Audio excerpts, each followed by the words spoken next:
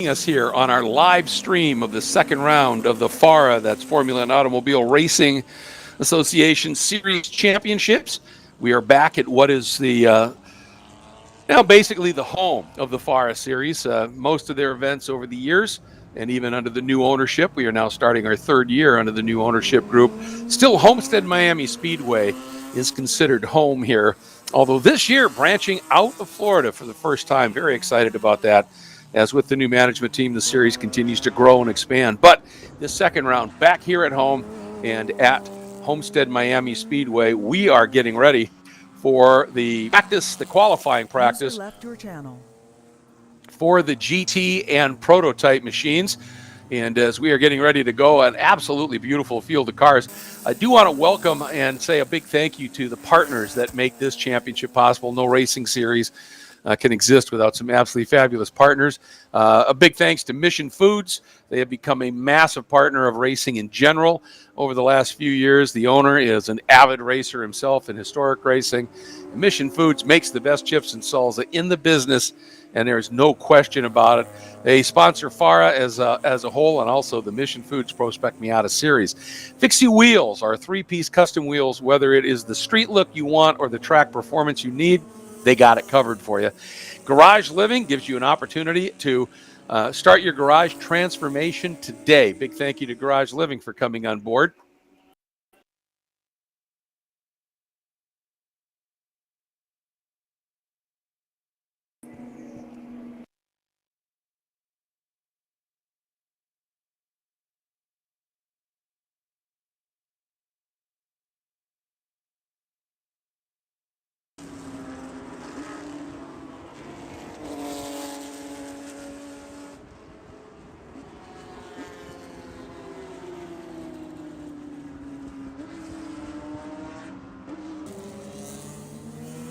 Sorry about that.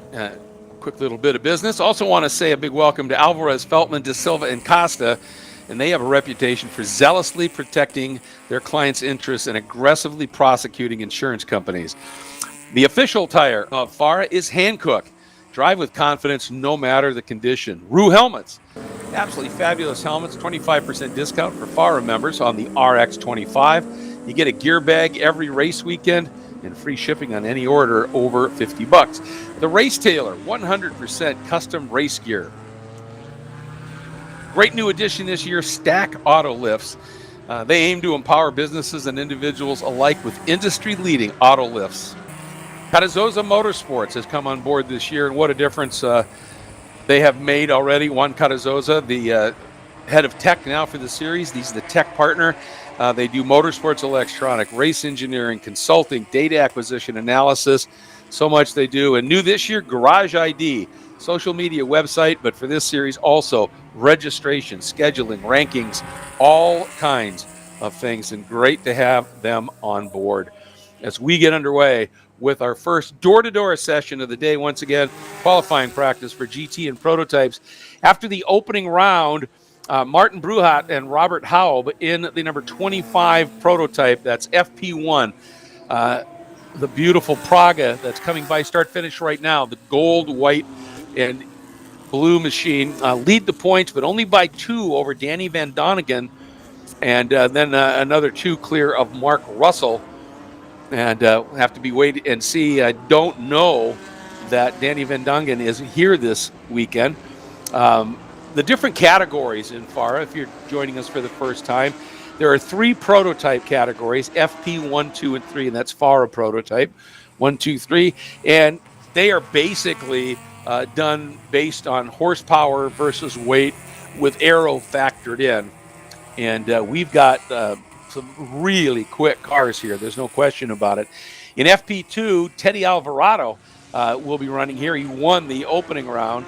And Teddy running the Lone Wolf chassis in the field, and it is almost an open wheel look to it, but it's definitely a prototype, but it has a really unique look to it, and they are so quick. Not massive engines, but lightweight and really handle well. That's what makes them so special. In the FP3 category, It's Gabriel Zanarchek is running in that category, and he is in a Walt and is leading in the championship at this point. And then we have the GT categories. There's GT1, and it has two subclasses, A and B. And again, it's just difference in horsepower, weight, and aero. And then you've got GT2, A and B, same story there. Little less power, can run a little less weight. And then the A and B separation is just another step in that sequencing. And then we have GT3 and GT4. They used to have their own split, but now they have been combined. And then an absolutely great class. If you're looking to get into this level of racing and get some great bang for the buck, it's called Honda Wars. You can run any Honda chassis you want, essentially. You just have to, everybody runs the exact same engine in these cars, and it makes for some really close racing. Now, we do have some new entries here that's really exciting, and looking forward to this. Right now, top of the order is the 68 of David Tuwati, and he and his co-driver came out of the opening round of the season, not too far back, leading in the points just by a couple, though, over Carlos Magina. And then Colin Queen had an absolutely superb weekend, just really great. Hope he's back as well.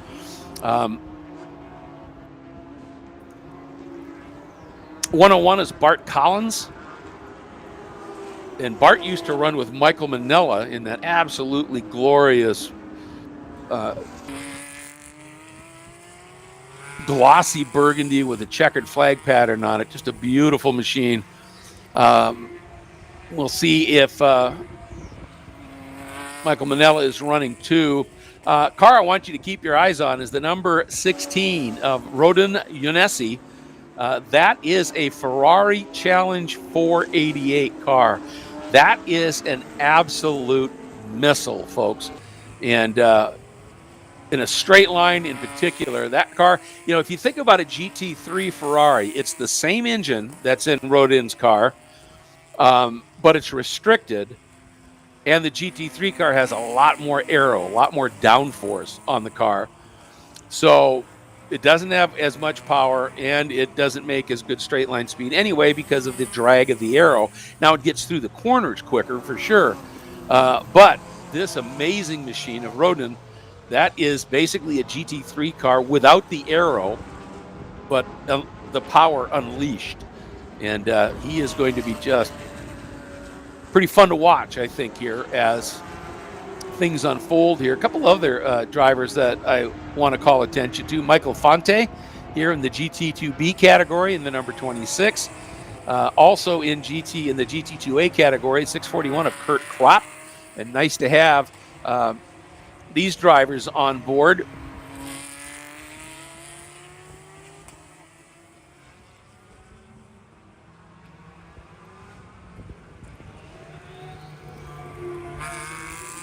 Kurt Kropp driving for Extreme Velocity Motorsports.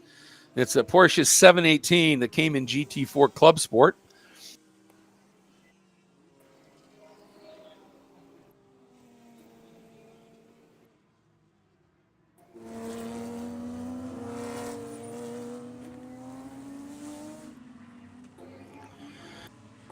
In the number, it shows as the number 5 car. Yep.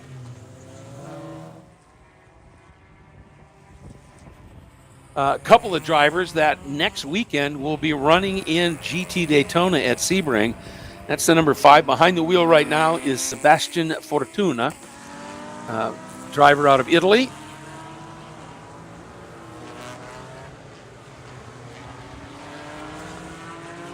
And his co-driver is Giorgio Cernagiotto. And they are running a BMW, a gray 328. You'll see some sponsorship on it. Rosetta, Full Send Sims, all part of the program here. And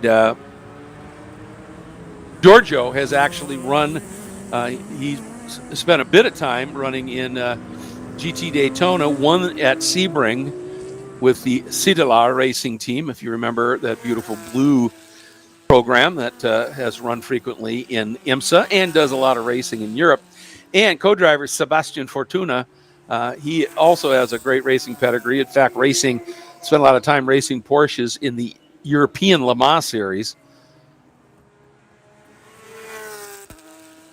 So great to have them here and running.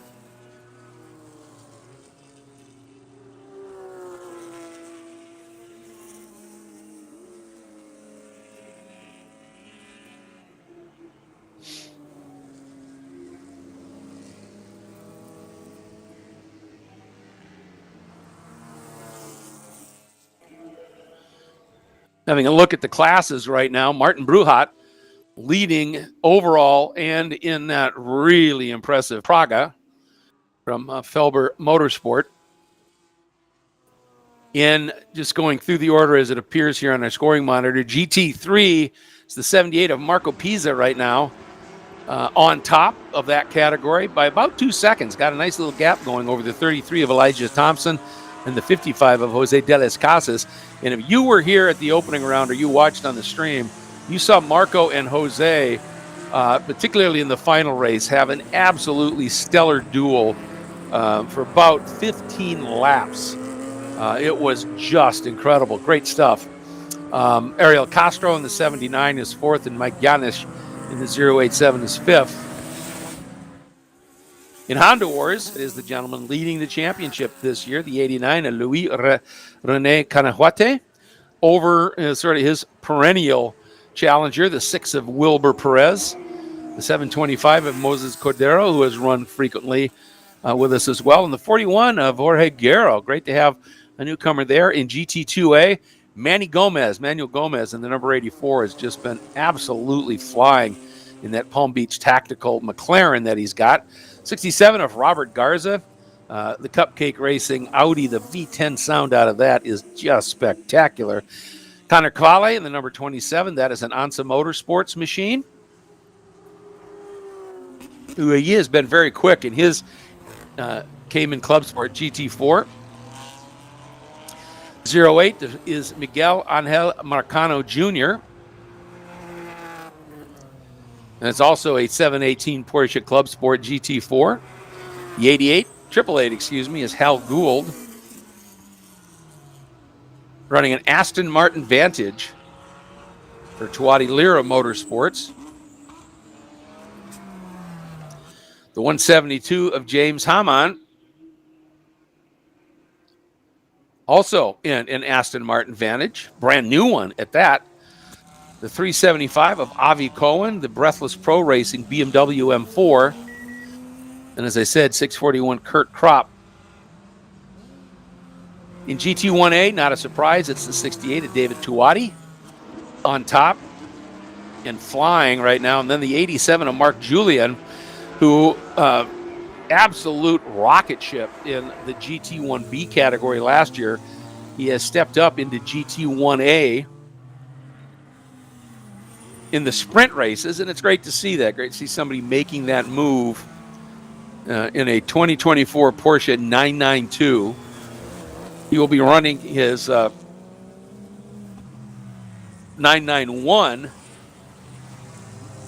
in the Enduro. That's going to be fun. Third in the class. Third is the number 29. And that is Miguel Angel Marcano in a Porsche 2018 Porsche GT3R.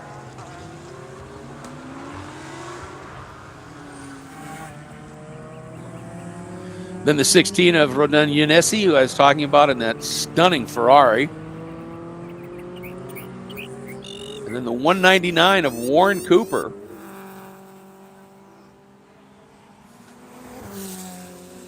In GT2B, a couple of the entries in this class had an absolutely fabulous battle at the opening round. The 410 of the Santiagos, Jose and Alfonso. Jose currently leading the time charts here, but by less than a second over the 69 Ginetta of Aline Cipriani. And then another less than a second gap. So the top three in GT2B right now covered by under 2 seconds. That's the 26 of Michael Fonte.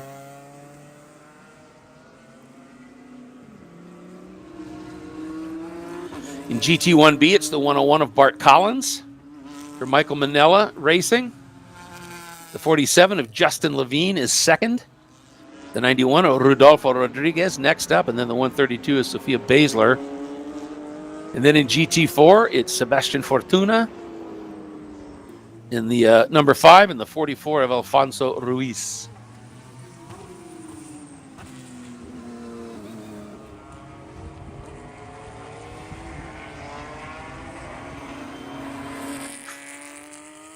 Again, this is critical because it is qualifying practice. It will set the grid for today's first race of the GT and prototype cars. From that point on, the finishing order of race 1 sets the grid for race 2 and so on.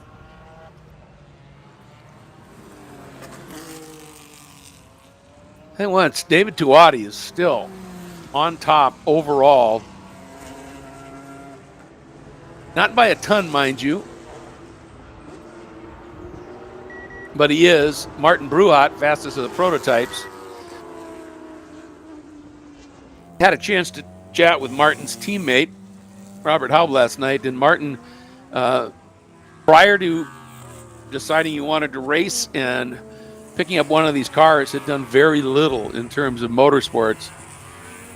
But one of those guys who just got the bug late and said, I want to do this, and hooked up with Robert Haub, who'd spent a lot of time driving this Praga over in Europe. So Martin said, I'd like to have you come on board. Martin drives all the sprint races, and then they share for the Enduro. And Robert Haub does a lot of time coaching and working on Martin's driving, who's gotten pretty darn adept. There's no question about that.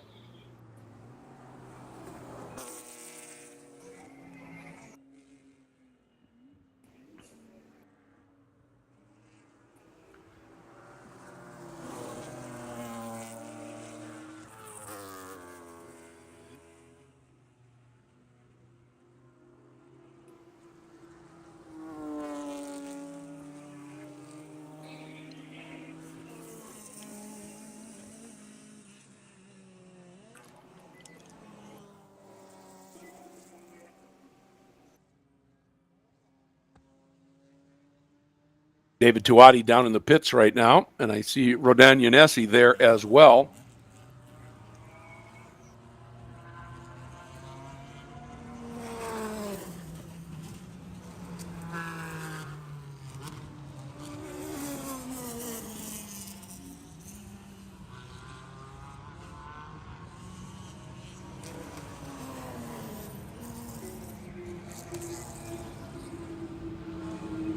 Nice to have another driver back in the series who has raced in it previously. Business interests have kept him absolutely swamped.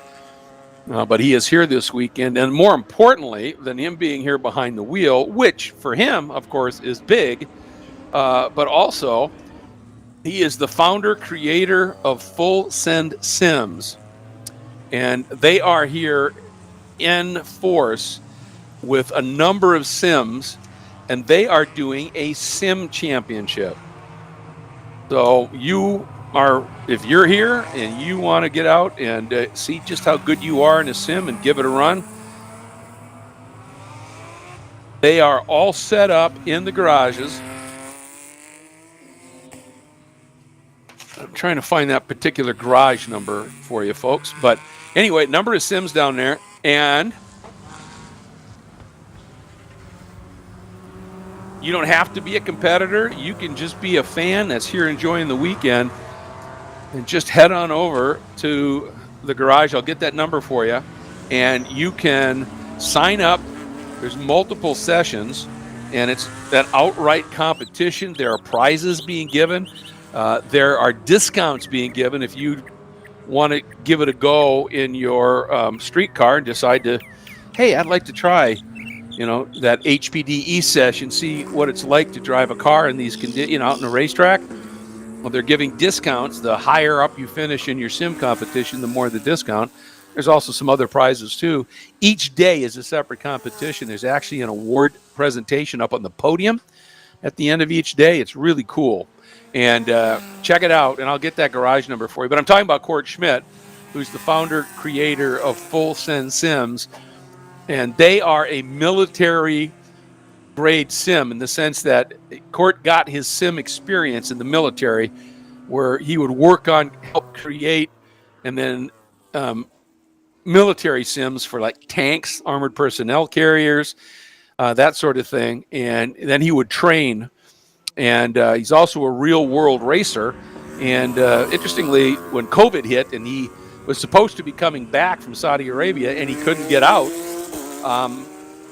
and so, I mean, he was obviously continued to do his job, but he had a lot more free time than usual. And he's a real-world racer. Before he went to Saudi Arabia, he raced. And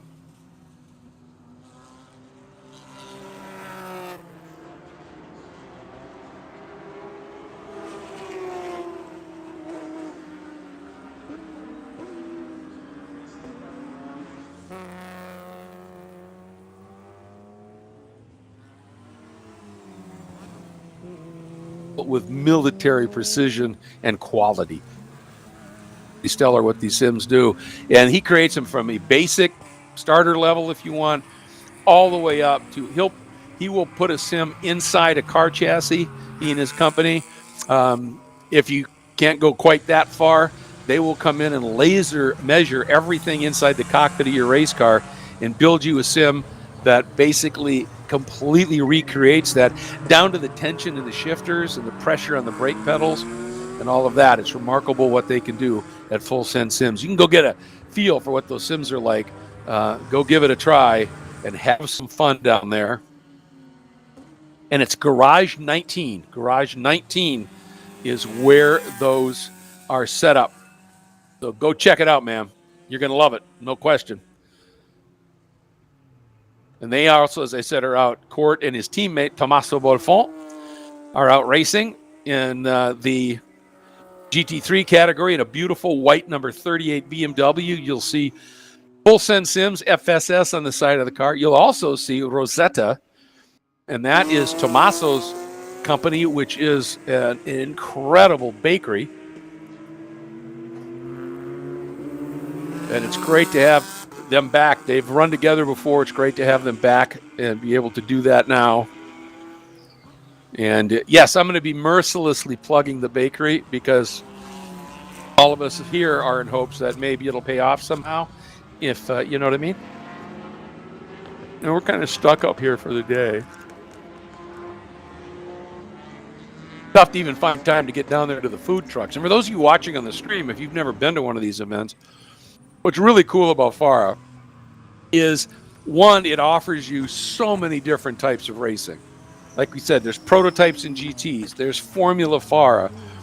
There's the only Pro Spec Miata series. And if you're not familiar with Spec Miata, it is probably the biggest form, that and Spec Racer Ford, the two biggest classes in SCCA, in NASA, in all these club racing competitions. And the competition in Spec Miata at the sharp end of those fields is absurdly good. Their drivers are just stunningly good. What there wasn't was a place for those drivers that wanted to do this at a pro level, earn some money, really showcase what they can do. Didn't exist. And FARA said, well, that is a huge gap, and we need to do something about it. And Todd Burris, who is one of the best Spec Miata racers on the planet, became the third owner partner of FARA, and his deal was, we're going to create a Pro Spec Miata series, and they have indeed done that, and it's amazing. So you can see that, and then of course, you know, if you're a competitor, the entry fees are extremely reasonable, and if you're a fan that just wants to come out here, there's no ticket cost. It's just a parking fee. Just put 4 people in your car, come out. I think it averages out for the weekend at $10 a person, something along that line, to be able to just come out and watch some racing. It's really, really cool. So this session scheduled to wrap up at about 10 o'clock, and we are there. Checker flag is out. And let's take a look. Tuati still on top of the order overall. Right behind him, fastest in the FP1 prototype category, is Martin Bruhat. In GT3, the 33 of Elijah Thompson snuck around Marco Pisa and has gone to the top. And right now, look at the top 4 in that class are covered by about 3 seconds. That should be a great class. Should be a lot of fun for that. In Honda Wars, it is Luis Canajote up top over Wilbur Perez and Jorge Guerrero. In FP2, Teddy Alvarado running on his own. And he has a 129.4, so he's not that far off from, that's an FP2 car in that Wolf chassis. He said he's targeting, he would like to win overall here in at least one of these races. In the 08, Miguel Marcano Jr. In the 08 up on top. I've had the pleasure of calling Miguel Marcano also at the Concourse Club, just north of here a little bit, across the street from Opelika Executive Airport, that really high-end luxury motorsports club. They have an in-house series, and the third member of the Concourse Club ever is a guy named Elio Castro Neves, and he comes out and runs in the Concourse Cup. It's an in-house series. They're all running BMW M2C SRs. He comes out and runs with them, and he runs one of the rental cars. Most of the other people have their own cars, and so far there have been only 2 guys that have been able to give him a run for their money, and Miguel Marcano is one of them. 15 years old, and the kid is wickedly quick already. He's somebody to watch. He's tops in GT2A in that beautiful 08 right now. The 67, that stunning Audi R8, the V10 power plant in that car, I think the best sounding car here by far. Unusual to see Manny Gomez in this category down in 3rd right now. Not by much, mind you. I mean, I'm looking at this. The top 3 are covered by under 2 seconds. You throw in the 888 of Hal Gould, the top 4 are covered by 3 seconds. You add Connor Cavalli in, the top 5 are covered by 4 seconds. I mean, it's that close. Really, really cool to see here. Yeah, I mentioned overall leader and fastest in that category is David Tuati. Second spot, it's Angel Marcano Sr. Up in the 29 in that category. And as I say that, the timing updates right at the end here in the 87 of Mark Julian pipped Miguel Angel Marcano for second, moving Marcano to 3rd, Adrian Ramos to 4th, and Rodin Yanesi into the 5th spot. GT2B, Jose Santiago in the number 410, pipping the 69 of Aline Cipriani, and that is the Ginetta, beautiful G55, and then the 26 of Michael Fonte. GT1B, the 101 of Bart Collins, and the Michael Manello Racing Machine has gone to the top over the 47 of Justin Levine, the 91 of Rodolfo Rodriguez, and the 132 of Sofia Basler, and in GT4, Sebastian Fortuna. In the number 5, up top over the 44 of Alfonso Ruiz. So, cars are already queued up, I see, for Pro Spec Miata to be heading out on track in just a couple of minutes. So I'm going to take a quick pause, and we'll be back with Pro Spec Miata, the first of their 2 qualifying practices, in just a second.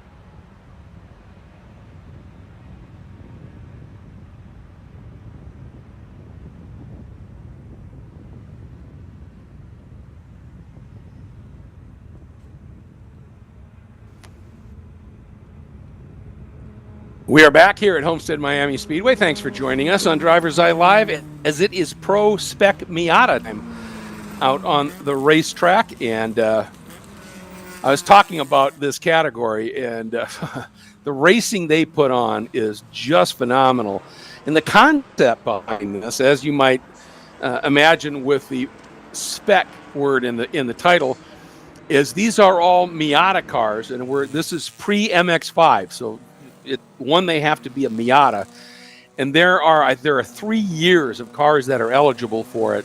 And what they do is there's just slight little weight modifiers, for the cars that maybe a little newer that might have had a little bit of an upgrade on something, but basically, regardless of what year the car is, they're all running within the same spec, is what that means. So they are equal. So this means it is very much a driver's class, and that is what makes these Spec Miata races in general so exciting. And the fields are immense, and I've talked a little bit about that, but they are just incredible when you go to an SCCA club race, or you go to a NASA race, which is not the aerospace group. It's another racing series. The entries in Spec Miata are massive, and you get to the major events in these categories, the fields will be up in the 80s, sometimes even pushing 100, and they have to have a qualifying race to knock the field down. What I'm getting at is it's an incredibly popular category, and it draws some amazingly talented drivers. And all the cars are identical, essentially. So it really comes down to who could drive the best. And that's what you love to see. And this is the lone group here this weekend that will be using what's called oval or layout B, which uses the infield road course from 1 to 9. But then it does not dive back down into the infield from 10 over to 15. They stay out and use the banking in Speedway 3 and 4. And what that does for these cars, since they're just flat through 3 and 4, it makes that a very, very long straightaway. And these cars not only draft, they bump draft. And it's legal. And you will see them running. They'll be really tight. And one car gets in that draft, closes up, and just wallops the guy that's in front of them. And it knocks that guy a little bit faster. And the guy behind just gets pulled along. And that's how, and you'll see them working together. They run in packs, and if they can get a split, and you get 2 cars in a group and they get a little bit of a split, they won't race each other for a while. They will just work together to try and build a little gap. And then everybody behind them will not race either, but it's an awesome strategy game. And it doesn't take long for one gap to be closed up. And you go from suddenly a 2 to 4 car battle, and then a 4 to 6 car battle. And then you get into the last 5 minutes of the race, and the gloves come off, and it is spectacular. Last year, well, actually, just want to talk about what happened here at the opening round of the championship in Spec Miata. And taking a look at points, Stuart McAleer in the number 18 sort of swept the weekend, got pole, got both wins and one fast lap, and as a result, leading the championship over the defending champion, the 48 of Frankie Barroso. Marcos Ventos, with a 3rd and a 4th, ended up in the 3rd spot, tied with Todd Burris, who also had a 3rd and a 4th. The Josh Green, with 2 top 5s, 2 5ths, ended up 5th in the points. So it's going to be interesting to see here how things shake out, because some of those drivers aren't here. Some are. Frankie Barroso is here. There's no question about that. Kaylin Kinley, who's really proven to be a talent, young lady doing a great job. She and her dad race against each other, which, makes things fun, right? Are here. Mike Leo, who was really good in that first weekend, is here. Senator Smith, who did a nice job as well. I mentioned Barroso. Jeremy Fletcher, Alfredo Zidane, Luis Bustani. all here and running. And right now it's the 22 of Jeremy Fletcher who's on top. That's the Jeremy Fletcher Racing. It's a 2001 Miata with Frankie Barroso, defending series champion, in the red 48 with the white stripes. Second, Alfredo Zidane is third in the number 13. It's a black and green entry out there. And as I say that, the 43 of Stuart McAleer goes to the top.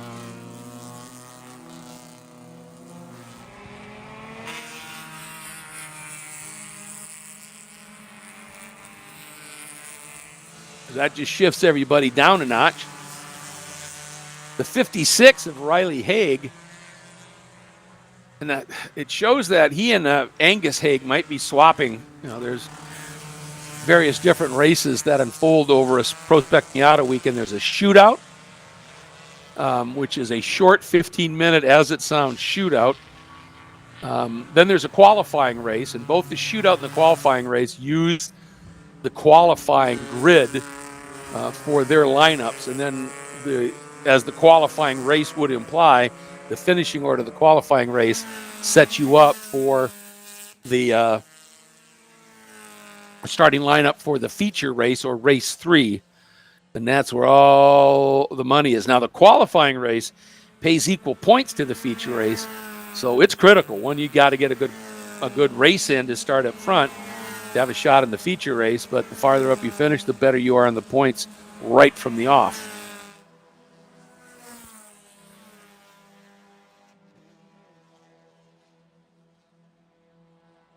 The margins here aren't much. You know, we're early in here, and Stuart McAleer to the top over Fletcher by about a half a second. Frankie Barroso only another 0.3 back. Only another half second back is Alfredo Zidane. Quarter of a second back is John Rodat, the number 46. A 10th back is the 169 of Mike Leo. You get the gist here. Like I said, cars are very close, and you get these drivers that are all of similar caliber, and we're on to something.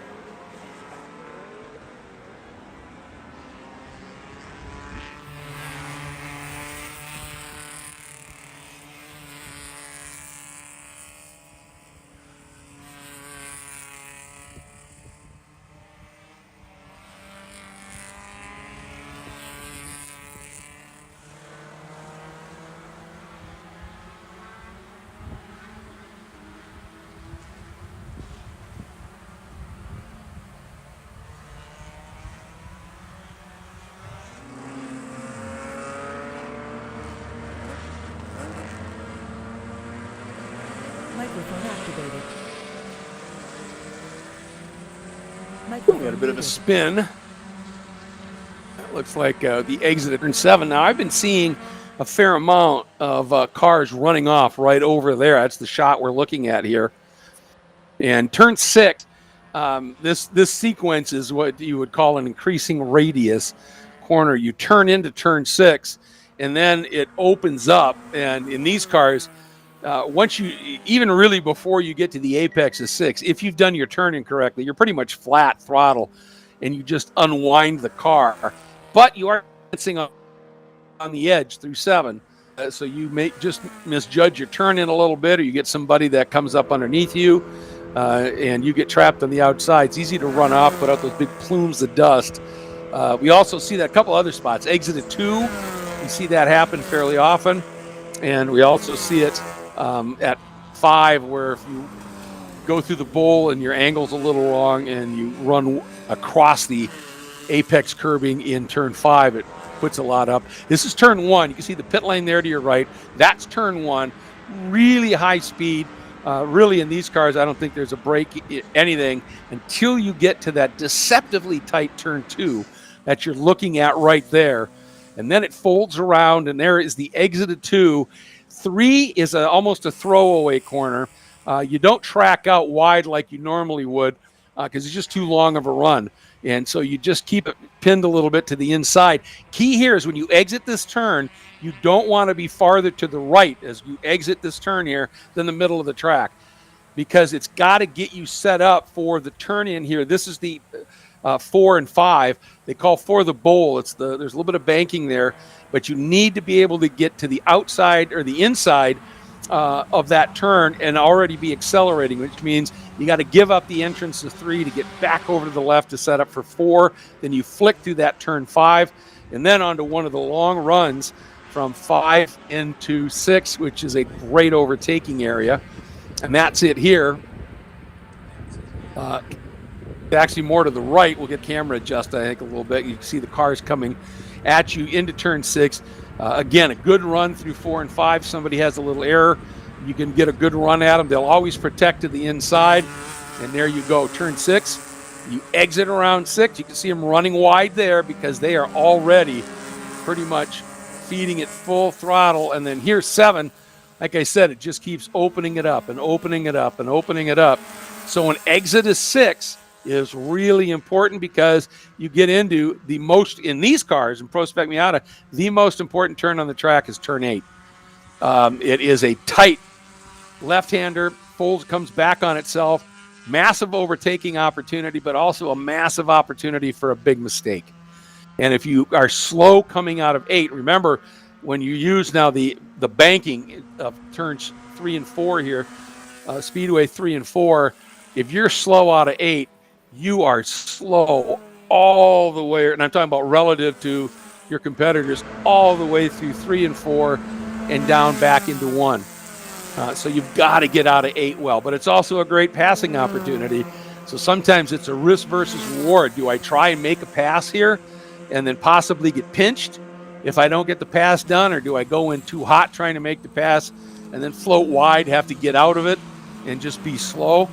And it doesn't take long for these cars to reach terminal speed, but if somebody else gets there seconds before you do, well, you're never going to make that time up until you get into the next braking zone and a few corners after that, where now you probably have to overdrive the car to try and catch them, and it all dominoes, right? So when you're overdriving a car, if you've fallen back for some reason, like a mistake like that, you're taking more out of the tires, more out of the brakes, and so then as the session goes on, you're just going to get slower because your tires are going to be hurting more or your brakes are going to be fading more. So there's all these little things, and that's one of the things about a spec series.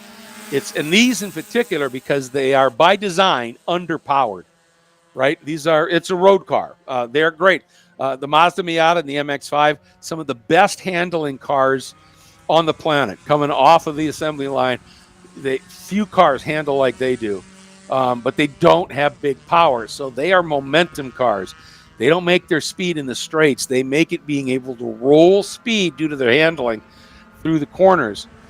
And so if you have a little bobble, you can't just get back on the accelerator and you have 500-600 horsepower to just get you right back up on pace. Doesn't work like that. It just takes a while to get that motor spooled up, the horsepower versus the weight. So what happens is, one, you have to be perfect in the corners, not lose any momentum, not lose any speed at all. That's key. And on a track like this, or any track where there's long straights, Sebring, for instance, for these cars, there's a number of those sections that are flat out that they then become these long drafting straights. And so you've got to find somebody to partner with and work with. And that's really the key here. Frankie Barroso, if you remember the last time we talked, was in 3rd. He's now jumped up into 2nd, and that pushes Jeremy Fletcher in the 22 back to 3rd. And then Alfredo Zedan in the 13 is 4th, and Malbec Ramos is up into the 5th spot right now.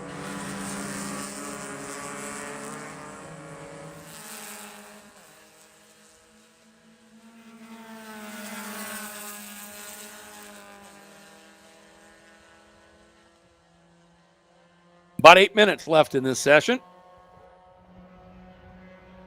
And after this, we'll have our first appearance of Formula FARA. And I'll tell you more about that. It's a open wheel Formula car. And the series is designed as a stepping stone for young drivers to step out of karting and into cars for the first time, and we'll get to that when they hit the track. And again, this is the first of 2 sessions, and this is a really crucial session because the second qualifying practice for these cars is at about 1 o'clock, actually 12:45. Well, easy to tell here. You look at the sky, just high, the occasional clouds. So relentless sun down on this track is going to heat this track surface up, and the odds are that second session will be a little slower, all things being equal. Now, if you've had a problem with your car and you weren't able to extract everything out of it in this first session, you might be able to make a big improvement in that second session. We've got to spin down at turn 1.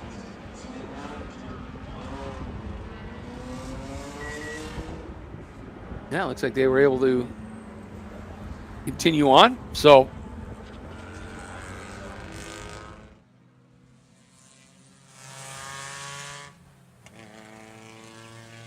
anyway, getting back to it here, you know, usually the cooler, generally, the more oblique angle, in other words, not direct sun right above you, but lower the sun is in the sky, obviously, it doesn't heat the track as much.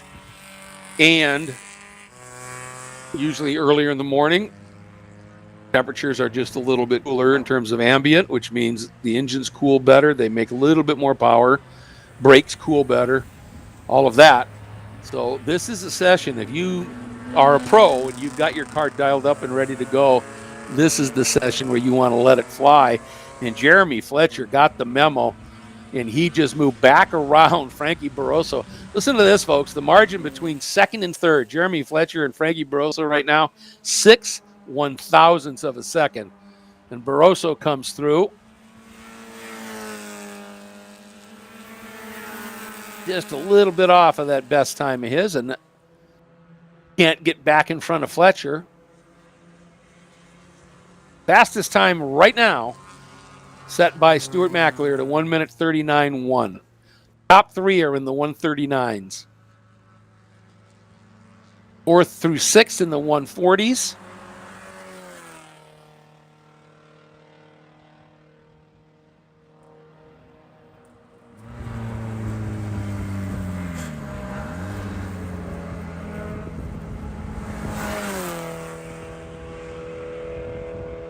You can see there, that's that part of the track, folks, that we're watching, that all the other groups will be using, but not the Miatas, that they just stay up on the banking.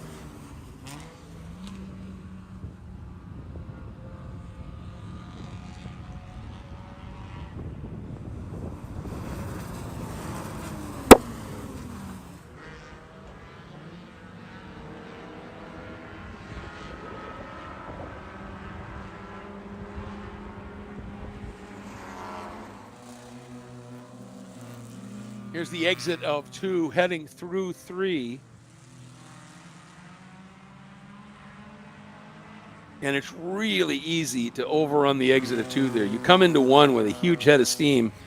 And as I said, it's deceptively quick or tight into turn number 2. Then this is the shot that I wanted to point out here.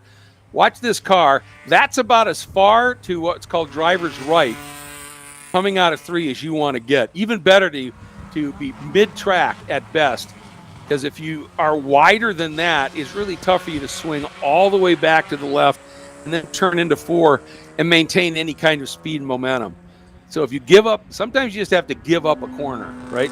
And this is one of them. You give up turn 4, the exit of 3, I should say, to be able to really swing into 4, get to the throttle early, and be able to get to that little flick to the left at 5. And just drive everything down into turn 6.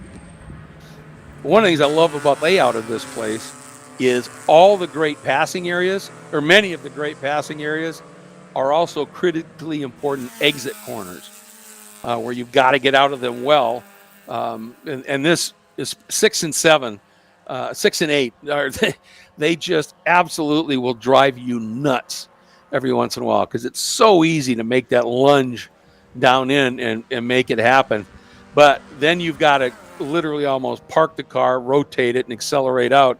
And as you do that, everybody else who stayed more on the normal line just waves at you with a big giggle and checks out. So you're definitely, it's a balancing act around this place.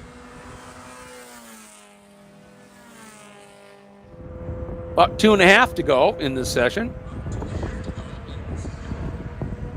And again, at about 12:40, we'll have the second of the Pro Spec Miata qualifying practices. And thus far, I'll tell you, Stuart Mackler he has put in a lap here. That 139.18 is 0.6 clear of the rest of the field. That's kind of an unheard of margin in Spec Miata racing of any kind.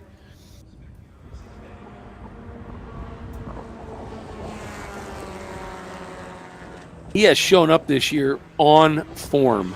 There's no question about that.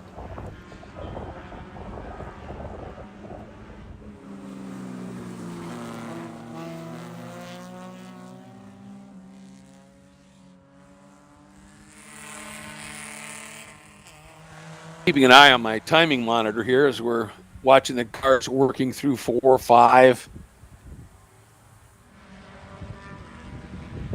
and into 6.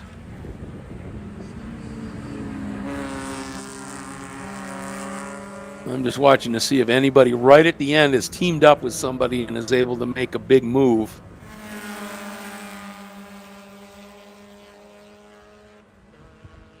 Looks like a lot of the cars have already opted to just duck down into the pits and say, yeah, we're not going to go any faster. You know, the problem is that in these short sessions, these cars aren't designed for pit stops, high-speed tire changes, so whatever tires you put on, you've got. And if you go out and really push hard when it's a little bit cooler out there, maybe,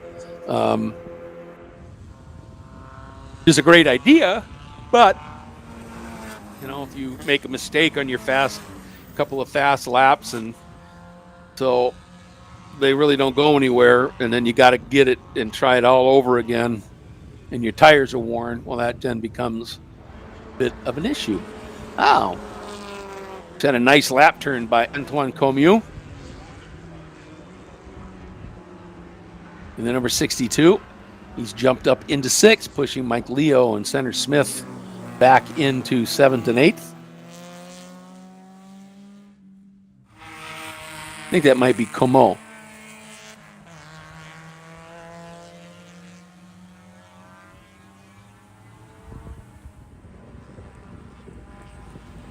And a couple of cars coming through the banking here over in 4 in a nice draft. As checker flag is out. See if either of them make a jump. That was Riley Haig and Alejandro Gutierrez, I think. Nope.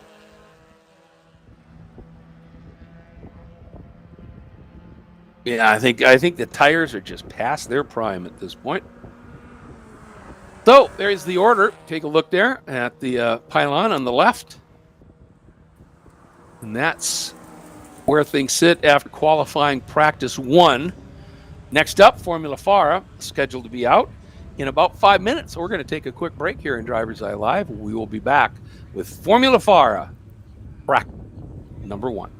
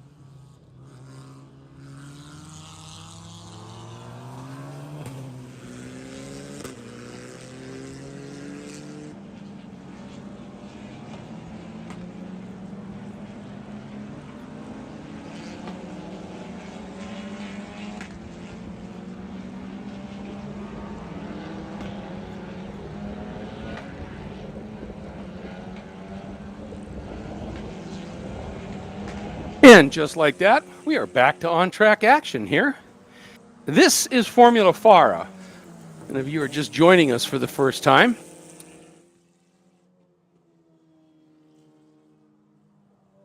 what really makes this special is one of the biggest challenges for a lot of young drivers in karting, unless they come from families that have some pretty significant wealth, is being able to afford the step into cars. And if they're really good, that's what they want to do, right? They have aspirations, if they prove themselves to be really talented in karts, to go into IndyCar. I'm at the end of the chase, or prototypes, maybe Formula One, that sort of thing. But if you don't have a lot of money, racing is an expensive endeavor. And the cost of making that first step, you hate to be in a situation where, some series that they could maybe move to might get them that, little bit extra exposure. But the problem is that even if they do well, they could end up blowing their entire budget and then be done, before they even get a chance to get sponsors to recognize them or, other supporters. And so what happened is Formula FARA was created, and the idea of Formula FARA is to give those young stars coming out of karting, the young guns, an opportunity to get into a real race car, a car for many for the first time. You could be 14 and make this step here. And the funny thing is, you think about a 14-year-old jumping into a racing car, what are you, crazy? But the funny thing is, a lot of them already have 6 years of hardcore racing experience in karts. But at some point, you've got to make the step to cars, because you've got to learn how to deal with how a car handles differently than a kart. And especially if you have aspirations of going up the order in whatever it is you're going to run, you need to learn how to deal with aerodynamics. That's just the way the world is these days. I'm not necessarily crazy about that myself, but it is reality. And so you better learn how to deal with aerodynamics pushing down on the car but creating drag, and how do you adjust your driving to get comfortable going deeper into a corner than nature would say you can do, and how to be able to roll speed through the corner, and all of these factors that are just so important here. And that's what Formula FARA does, and for just an incredibly affordable cost point. I mean, it's remarkable. Now, this is the first year of this new ownership package for the series. This is the first year that they have made a slight upgrade to the chassis, which is great. But one of the whole things that Formula FARA does that's really effective is they definitely, these cars are great cars, but they're not. And I don't say this, in any way that it's a negative. They just say, look, here's the thing. we can, get the absolute brand new state-of-the-art cars, but then we've got to be charging huge amounts of money for these cars, for these rental weekends, for this series, for this event. And that's exactly what we don't want to have to do. And so what they do is they use a couple of generations older car, and that allows them, they're much more cheaper, affordable to purchase for the teams because they're not the newest, hottest thing out there. They still are incredibly effective. They're very quick. They're great training tools, but they're not going to be as ridiculously expensive as some of these brand new machines are that you get. So that's really a really creative thing to do, is to say, look, this is a sort of an interim step before you get into the really expensive junior formula. And this is a spot to start to learn and hone your skills behind the wheel of a car. And it's really cool. Now, at the opening weekend, a few weeks back, they didn't race. They had a couple of practice sessions. But what's really cool here, and this year they've got an updated, it's the Ligier JS F4 chassis. This is the first year that they've incorporated the halo, if you will. That is that sort of extended roll cage that wraps around the cockpit a little bit. And they also are using they put in some aerodynamic upgrades.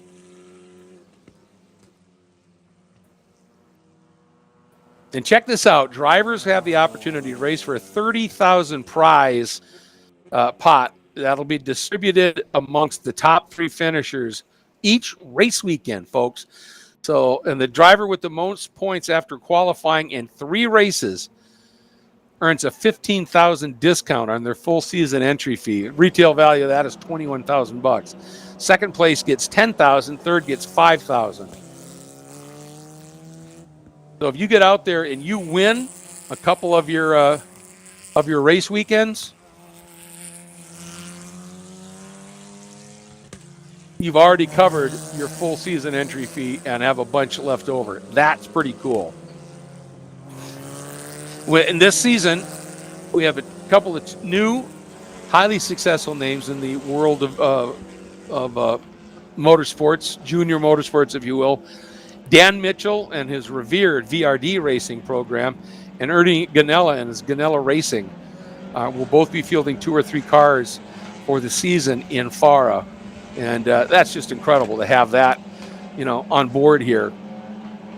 I mean, VRD competes in 5 renowned racing classes: USF Juniors, USF 2000, USF Pro, GB4, GB5.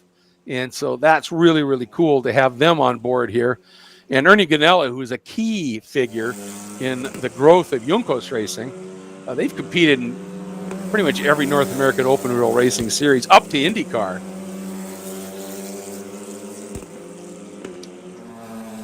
So that is a real credit and testimonial to what some of these teams with this huge amount of experience think about the potential of Formula FARA and its drivers.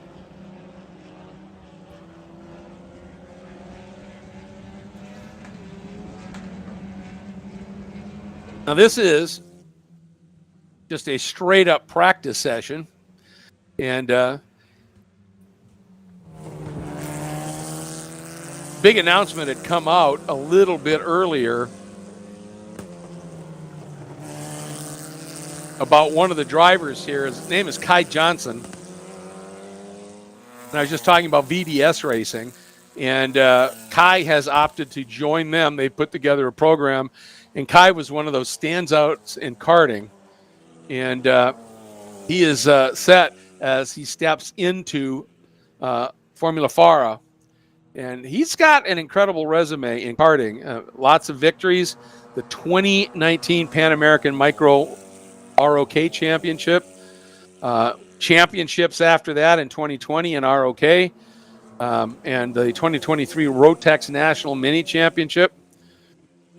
He won the 2023 SCUSA, that's Superkart USA Pro Tour in Orlando, charging from 42nd to 3rd here at Homestead, and it's pretty impressive.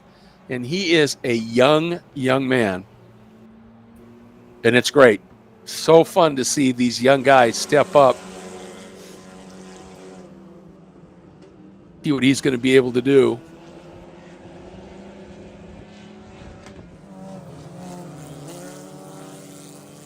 We take a look at what's going on. It is Kai Johnson up front right now, but the gap, 44 one-thousandths of a second. That's just how close this is. The 11 is second. That's Lazzaro Benotti. Kai, by the way, in the 77.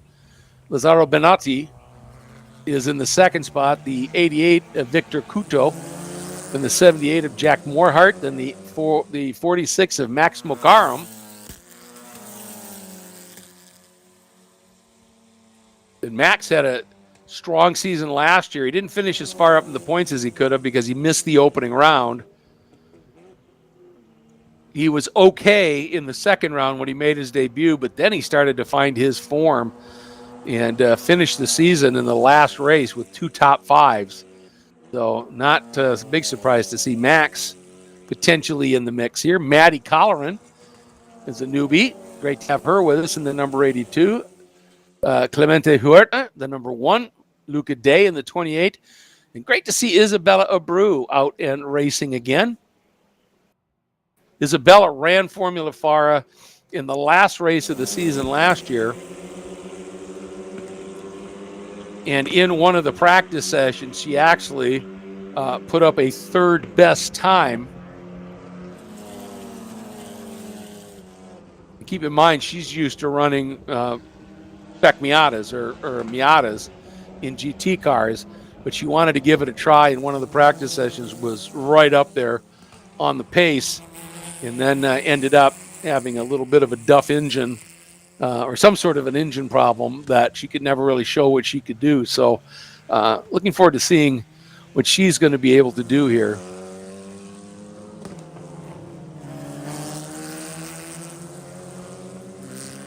Lazzaro Benotti only ran the last 2 races last year, but in the season finale got a top 5, a 5th.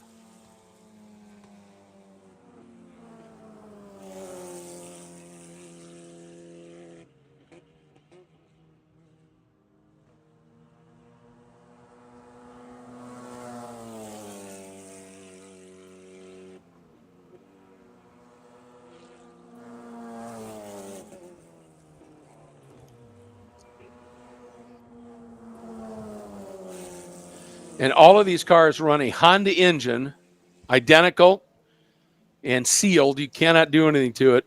And they are supported by the esteemed Quicksilver race engine. So when they get put into these cars, they're sealed. You can't touch them. And again, this is another idea, another version, the open wheel version of the Spec series. Probably even more so Spec than in Spec Miata. As I said, Spec Miata, you got a few different car years that have some slight differences, nothing massive, that are easily equalized with some weight adjustments. Here the cars are identical. And the only thing that you can change on these cars is, we got a spin over at the exit of turn number 6. Didn't get into anything. The only thing it may have hurt might be tires.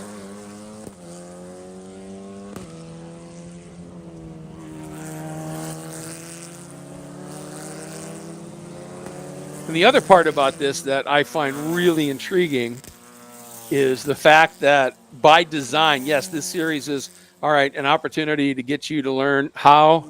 We got a red flag out there as well. Not sure why. I just caught that one spin, and they were able to just take off on their own. So, okay, we've got a car that has,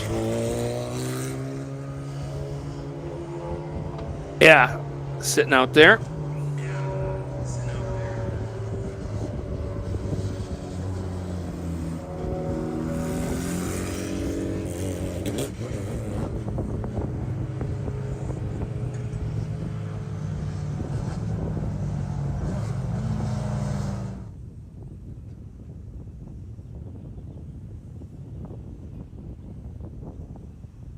And if you're unfamiliar with racing, you're just sort of watching and learning. Red flag means everybody immediately safely slows down and reports to the pit lane. Just comes in and stops. And there's different ways to do it in different series. Some, it's a red flag at start finish, black flags around the track, that sort of thing. And that car looks like it just went wide coming through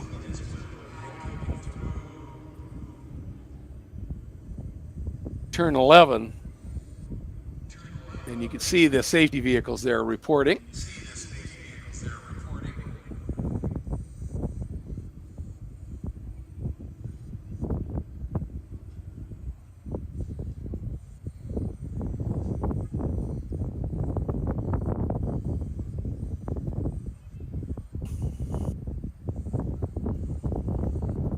One of them is just continuing on in. We got a report that the car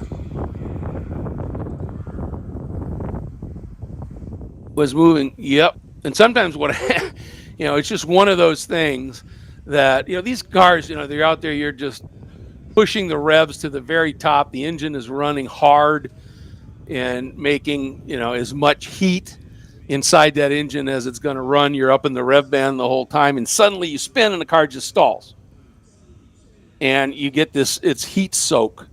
And sometimes it just takes a while for the cars to restart. So, oftentimes on a track where you've got lots of runoff, or in a spot like here where there's a lot of runoff, you'll wait and wait and wait, trying to give that guy an opportunity. If you didn't see any kind of damage that caused the spin or, was caused by the spin, you just give them a moment. Sometimes it just won't start. And at a certain point, you've got to act in terms of safety, and inevitably you pull the trigger on the red flag, and then the car starts right as the safety crews get like this happens, and they're able to drive in. So just the nature of things mechanical, right? That's what we got to deal with. And you can see we got about 7.5 minutes left. Now this is just practice.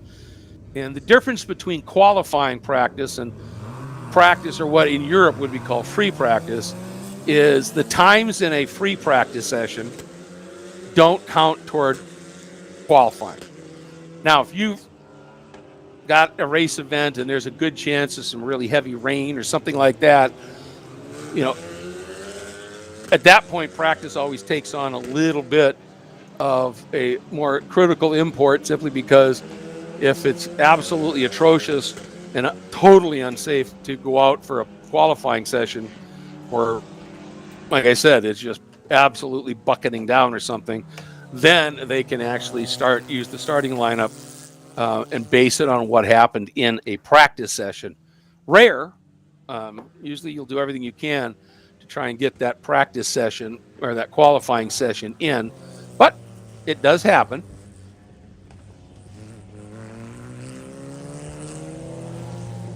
And we are back to speed.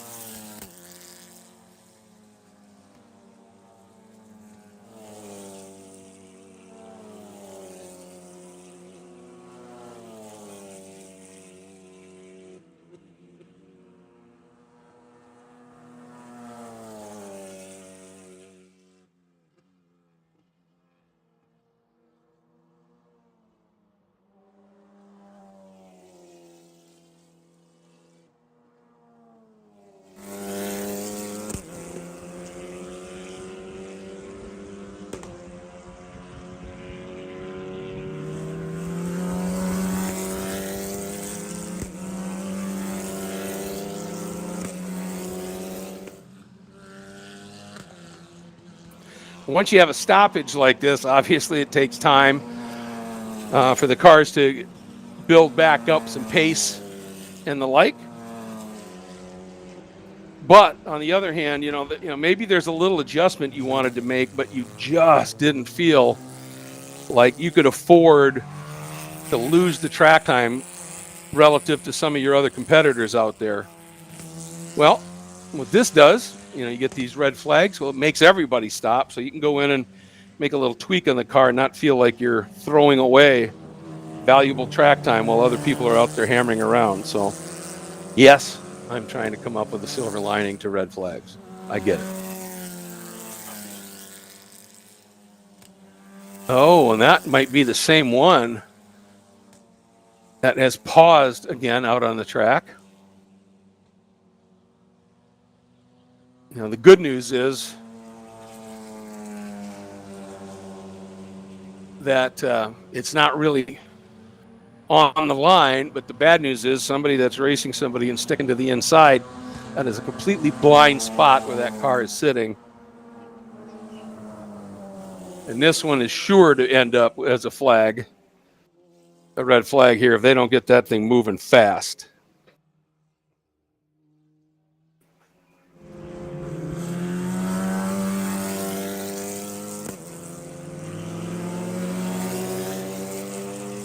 But right before that initial red flag happened, one of the things that I was talking about was this is viewed very much.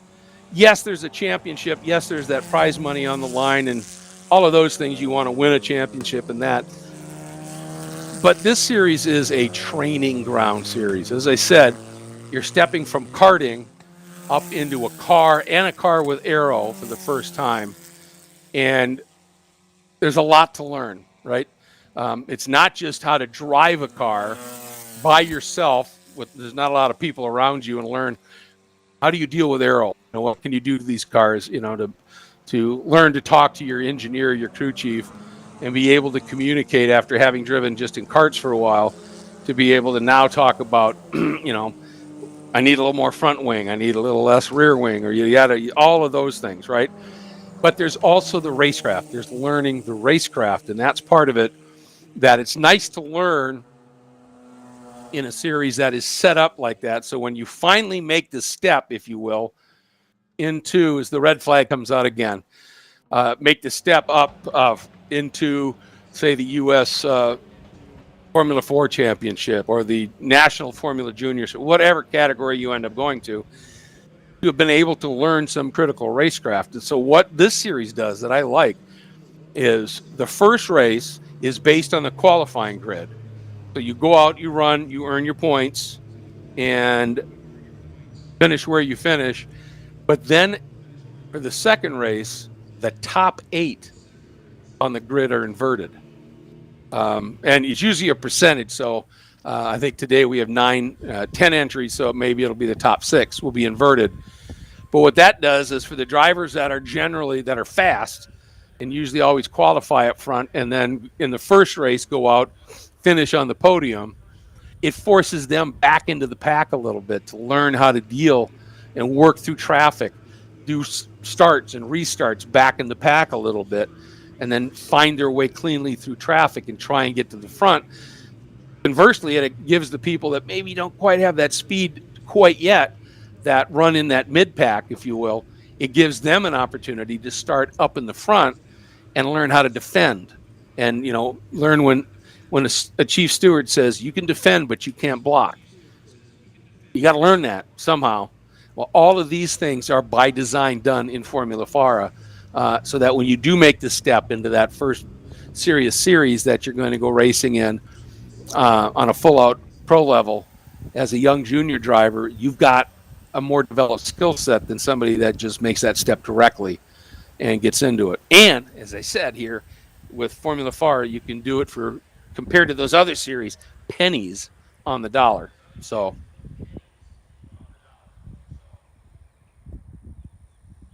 Kai Johnson remains up on the top.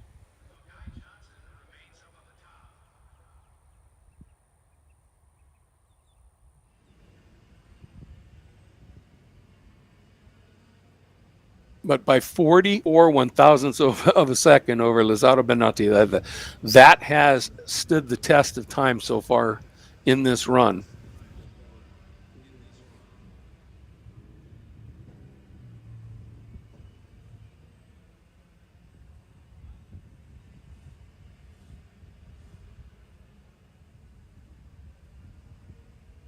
Let's see. I think they have just They may have just checkered it. Yep, good.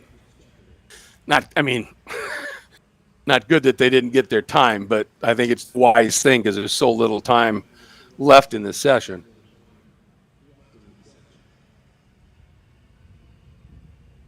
So now we get a little bit of time, about an hour and a half, dedicated to HPDE, High Performance Driver Education. And we have our HPDE novice group that will be coming out in 2 Super Lap Series groups, then another HPDE session for the intermediate and advanced. And then at 12:40, we'll be back with Pro Spec Miata second qualifying practice, and that will lead us into the lunch break. I look out the window here. The food trucks are here, and some absolutely remarkable stuff. We got a few of them that are just regulars. They come out here, and the food is just ridiculously good. And then every once in a while, we'll get another group that comes out and gives it a go. And so I encourage everybody who's here, please go out and for lunch, go to those food trucks, support them. They support us, and we sure appreciate it. With that, we're going to break away here, but we will be back for Pro Spec Miata second qualifying practice at 12:40.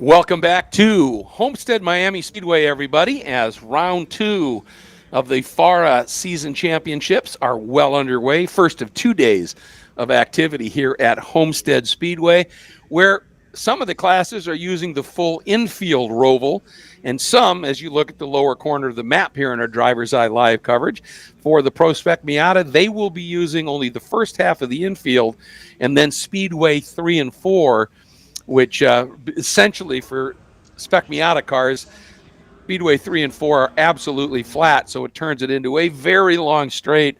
So drafting packs become the rage and absolutely critical, as a matter of fact, for a good time, both in enjoying your experience and setting a good time. Thought I'd clarify that. And we are ready for the second and final qualifying practice as we go out to determine the grid. Now, what normally happens here at this track in particular, it is very susceptible to sun on the track, and it also is very hard on tires. So as we get ready to go here for this session, it's kind of, in a way, looking at it and going, all right, how hard are we going to push in this? Are we going to go for a really fast time if we felt that we already got everything we could out of it, right, in that morning session where it was a bit cooler, the sun was not as overhead and absolutely pounding sunlight down onto the track. Microphone muted. Temperature right now, ambient, is about 82 degrees. Real feel, 91. So the humidity is there, as we might expect here at this time of year to start building here in very southern Florida. But I also think there are a few more clouds, but not enough to really disrupt any of the sunlight down on the track. So the interesting thing for me in this session is literally going to be, will anybody be able to top their times from the previous session? And if you were seconds off the pace in dealing with a problem, okay, sure, then that might change things up a little bit here. But if you had a really good lap early, I'm not sure how much you're going to be able to do to improve that. Current pole time, based on the morning session, is a 1 minute 39.180. Now, that was 0.6 clear of the field. Stuart McAleer just absolutely flying. I wouldn't be surprised if we don't even see Stuart, unless they made a little bit of a setup change and they want to put on a used set of tires and go out and just run a few laps and see if that change took or whatever. But with a 0.6 margin, I'm not sure how much you want to go and just pound your car around in this warmer session here. Behind them, though, it is really, really close. And that's the amazing thing. Jeremy Fletcher in the number 22 was second at a 139.78. Defending series champion Frankie Barroso was third at a 139.79. Then the 13 of Alfredo Zadan was fourth at a 140.1. So that's about a 0.4 gap. So that's a little bit of a gap, but really close behind that. Fifth was the 24 of Malbec Ramos. Sixth was the 46 of John Rodat. Seventh, the 62 of Antoine Comeau. Eighth, the 169 of Mike Leo. Ninth, the 55 of Center Smith. And rounding out your top 10, the number 2 of Alejandro Gutierrez.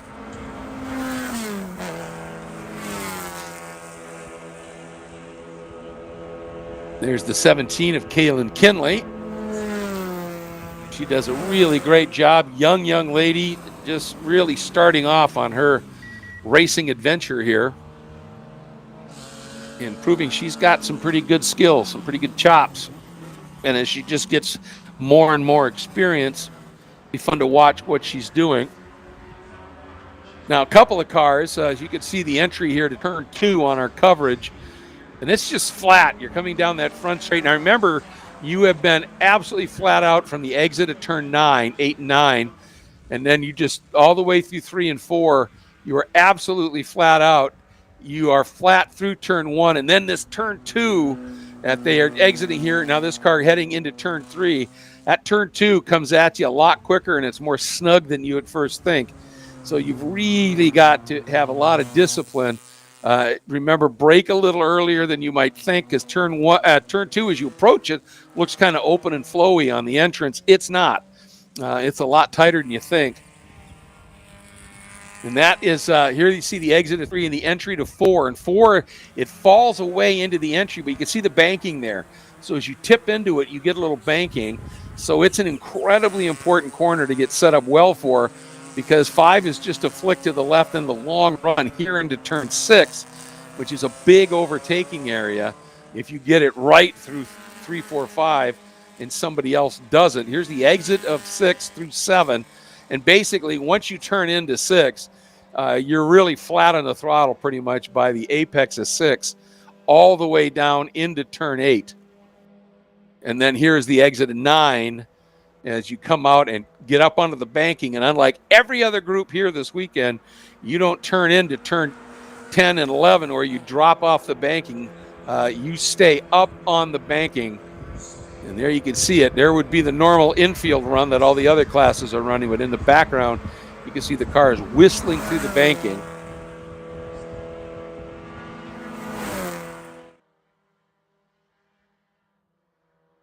And believe me, everybody is looking for a partner here. And if you're here on your own, not part of a team or anything like that, you have been walking that paddock going, hey, anybody willing to run with me here? And you try and build,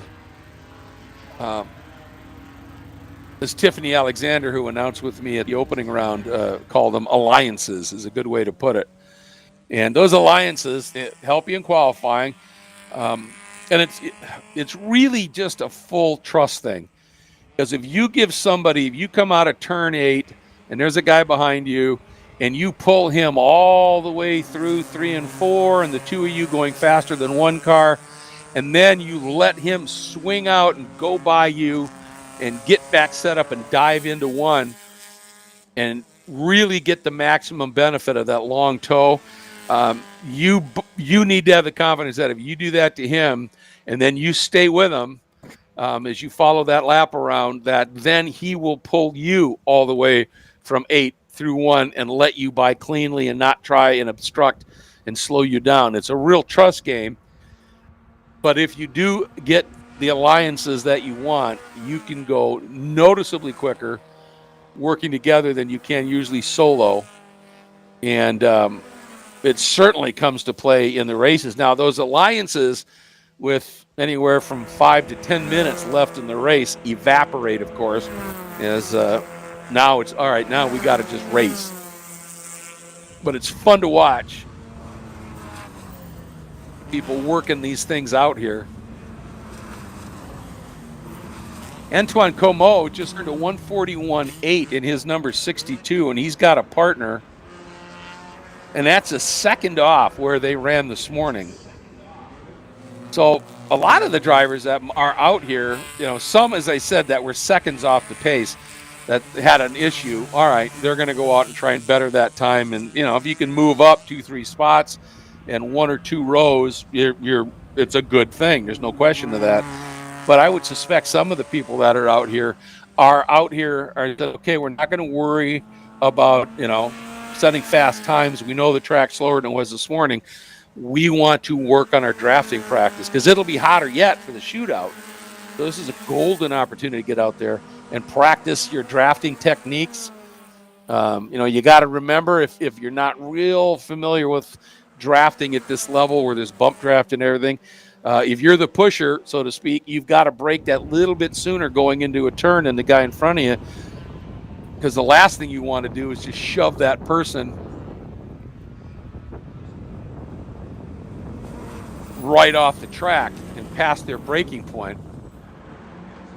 Jeremy Fletcher, who was second in that session this morning, just went to the top at a 141.4, and he had turned to 39.7 this morning. So that just gives you an idea. And it's just a matter of a couple of things that happen. One, the warmer ambient air, and especially if it's humid, the engines make a little less power. And when you've got humidity, the other side of it is it makes it more difficult to cool things, right? Because things just don't evaporate off as fast, so it's tougher to cool brakes. It's tougher to keep the engines cool, that sort of thing. And also, in the ambient, on that long, if it were a real straight here, where you're not loading the tires at all, if it's a little cooler weather out, that can actually help. But you're totally loaded all the way through 3 and 4 here. But the other side of it is, if the track surface, if the ambient is 82, feels like 91, with the sun we've had, track temperature is going to well be up over 100. And of course, that just gives the tires a pounding, and just in terms of pure temperature. And if you're, look at that, 2 groups of 2 side by side through the banking. That is exactly what they're doing. These guys, they're practicing their draft. They're also maybe practicing their rolling start. And how is that going to play? But what they're looking at there is, can you make that outside duo on the higher line? Remember, the higher line around that turn is more distance. And so working together, can you actually roll more speed than you do on that lower line, which is a little shorter distance? But it's you're still going flat out, and that's what people are exploring right now. Where is the best place to run, especially if we're in a pack on the last lap and we go high? Do we need to stay low? What's going to be the best option with 2 of us? And one of the things I have seen here is, as you come through 3 and you're coming through 4 on that last lap, and if you're third in a train of 3, I've seen somebody, and that group is running the high line, is you literally, if you decided to stay in the draft, you just stay behind them a little bit, get the car straightened out on the straight, and then try and come by. But I have seen it where the third person will actually turn down the banking while they're still on the banking, and use that gravity and that bit of banking angle and roll down that and pick up a little bit of extra speed. And sometimes it's been enough to give them enough of a gap to go from third to first and be able to hang on to the finish line. So there's so much strategy that goes into these races, and particularly in these cars. Again, absolutely momentum cars. Don't have enough engine for the weight. They don't have a lot of power compared to the weight. So it's all momentum. It's hustling speed around and through the corners. And so drafting, where you get that car in front of you to give you an extra pull, a tow as they call it. And if you get close enough and you're running almost as one car, that second car can bump draft you, and then makes both of you run quicker than you would by yourself. And then if you get a third driver to come up and join you, that gets amplified a little bit again, as long as they play nice. Hey, Antoine Comeau is doing everything he can to try and improve. He had that 140.8 this morning. He just turned to 141.4 and has gone back in front of Fletcher. Alejandro Gutierrez, who was 10th this morning at a 141.4, I believe, has just gone a 141.7, and he's third. So that tells me 2 things. 1, the track is not as fast. And 2, a lot of these guys are practicing exactly what we've been talking about. And I notice here that the 169 that we had as Mike Leo from this morning is actually Zach Elrich. And Mike Leo was running 69, which is his normal car number. He's having a good run, too. He's 5th right now with Ehrlich in 4th.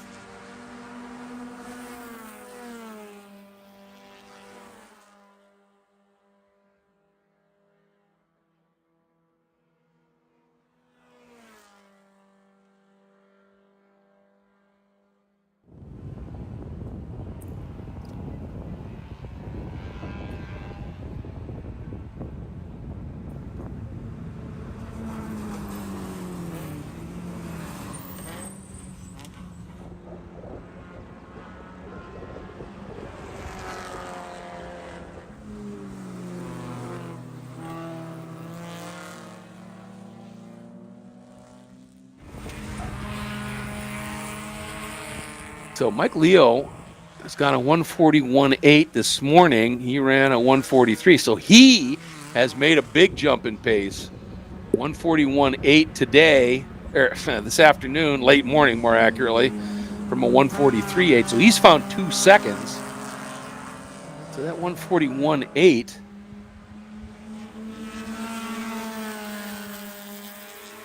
That could conceivably move him up 2 rows.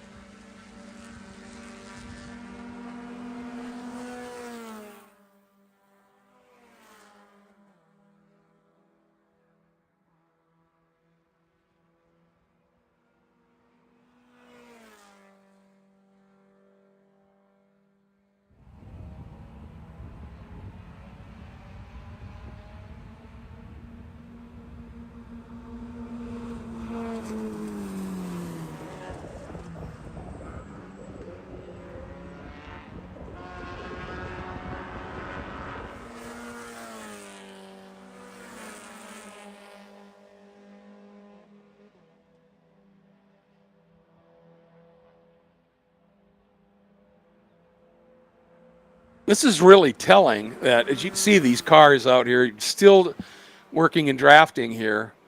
And I'm sure they've got everybody out there for the most part. Maybe Mike Leo being, one of the few that isn't. But they're probably out there on a somewhat used set of tires, because from the halfway point of the race to the end of the race, you're going to be on used tires. And so they're probably doing that and then running in these draft packs. But the fact that they are, with rare exception, almost a second off of their times from this morning really tells you how this track has slowed down a little bit. Little big puff of smoke exiting turn 8 over there. I think just somebody running wide. We tend to see that a lot. You run wide exiting 7, you run wide exiting 8, exiting 2, and you just drop the tires. You get these big plumes of that dirt dust that flies up into the air. It's really, other than being annoying for a driver chasing you, it doesn't really do anything to you, but it does throw a plume up, and for some people that might be a little disquieting. Great look there of 2 pairs of cars diving into turn 1. Now hard on the brakes for 2, but roll that speed through the exit of 2. Here we go into 3. Don't go out way wide and try and diamond that corner. Just give it up. Exit middle of the track. There you go. Then turn into 4. Pick up that little bit of banking as you fall into it. Just get on the throttle and try not to eat too much of the dirt on the inside of 5 here. And then here's that key run up into a great passing zone, turn 6. And you turn in, and now you're just hard on the throttle, feeding it power all the way through turn 7 here.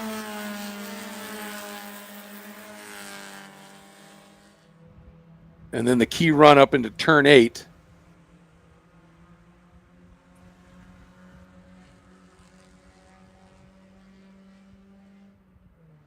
All right, Fletcher has gone back to the top at a 141.3. But remember, a 39.7 was his best time. Alejandro Gutierrez now has jumped to second at a 141.4. So he's the first guy Mike Leo obviously had a problem in that first session, but Gutierrez now has matched his first session. But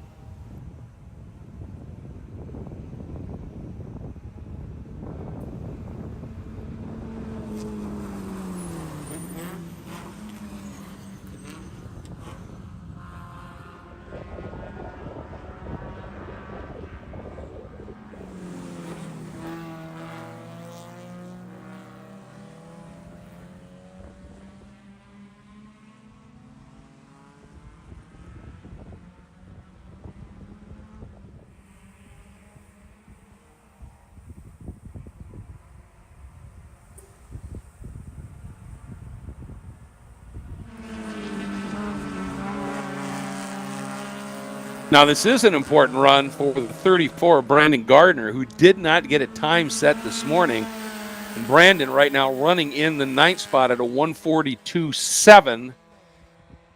So that would have him back in about 13th right now.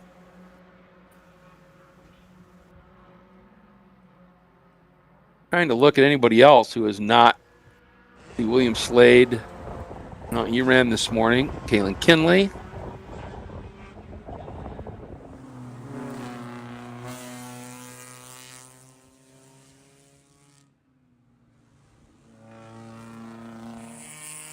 Ooh, Zach Ehrlich just popped to the top at a 141.18.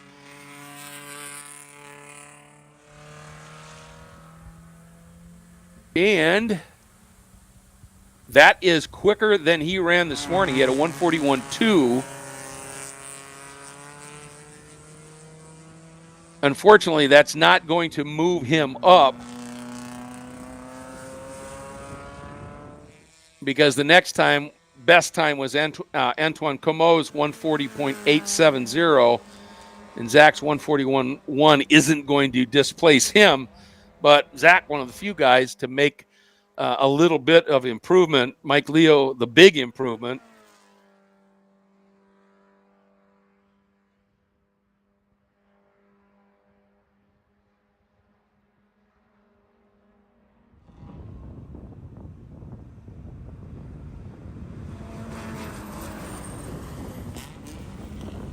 About 3.5 minutes left in this session. Again, want to remind everybody, those of you that are here at Homestead-Miami Speedway, lunch will be next. The food trucks are here. Looks like a really good grouping of them. And they just bring such good, unique food. It's fabulous. And they're such good supporters of FARA here. We hope everybody heads over there. Full Send Sims has the Full Send Sims competition, the sim competition going on. That should be a blast. And rumor has it there might be some Rosetta Bakery items down there. And they are not of this world. They are Italian masterpieces. We also have the grid walk. Don't forget that, right? That's coming up for those of you that are here. Mike Leo just came by in a draft pack and went a 140.9. So Mike's time this morning was a 43.8. He just went a 40.9. That's basically 3 seconds quicker. And that will move him up now into 8th. That was a lap. Boy, Mike Leo uncorked a beauty there. That'll be a big help for him.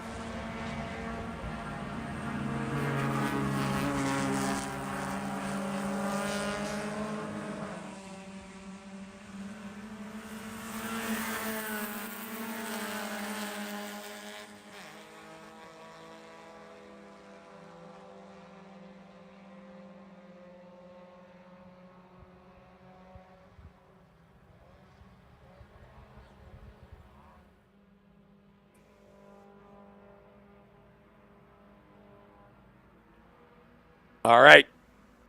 Coming up on a minute to go, and I can already see some of our cars starting to make their way onto the pre-grid for the first door-to-door action of the weekend here, the GT and Prototypes race 1 of 4. They do 4 sprint races. One of those sprint races is always embedded into an enduro, and that happens tomorrow.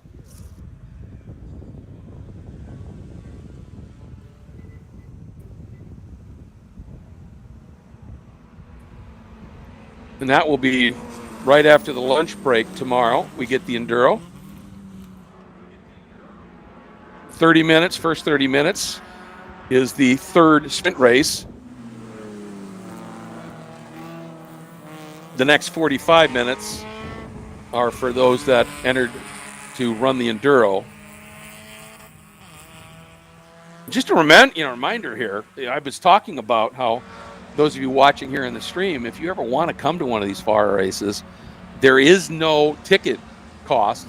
You go online, you print your ticket, and that gets you entry. You're in. All you have to do is a parking fee, and it's ridiculously reasonable. It's something like $20 a day, and so you could, get 4 or 5 people in a car, come in and enjoy 2 days of really good racing for $20 a person total. I mean, that's such a gimme, and you get to see a little bit of everything. That's the cool thing. You get to see prototypes. You get to see extremely cool GT cars. You get to see the Pro Spec Miata racing series going. You get to see formula cars. And if you're so inclined, you have the right safety gear for you, and your car can pass a safety inspection. You can even come out and run in one of the HPDE sessions here. Look at this group coming through the last corner here onto the front straight. As time is expired, checker flag is out, but look at them to the very end. That's how you do it. Who was going to work that? You can see the guys pop out.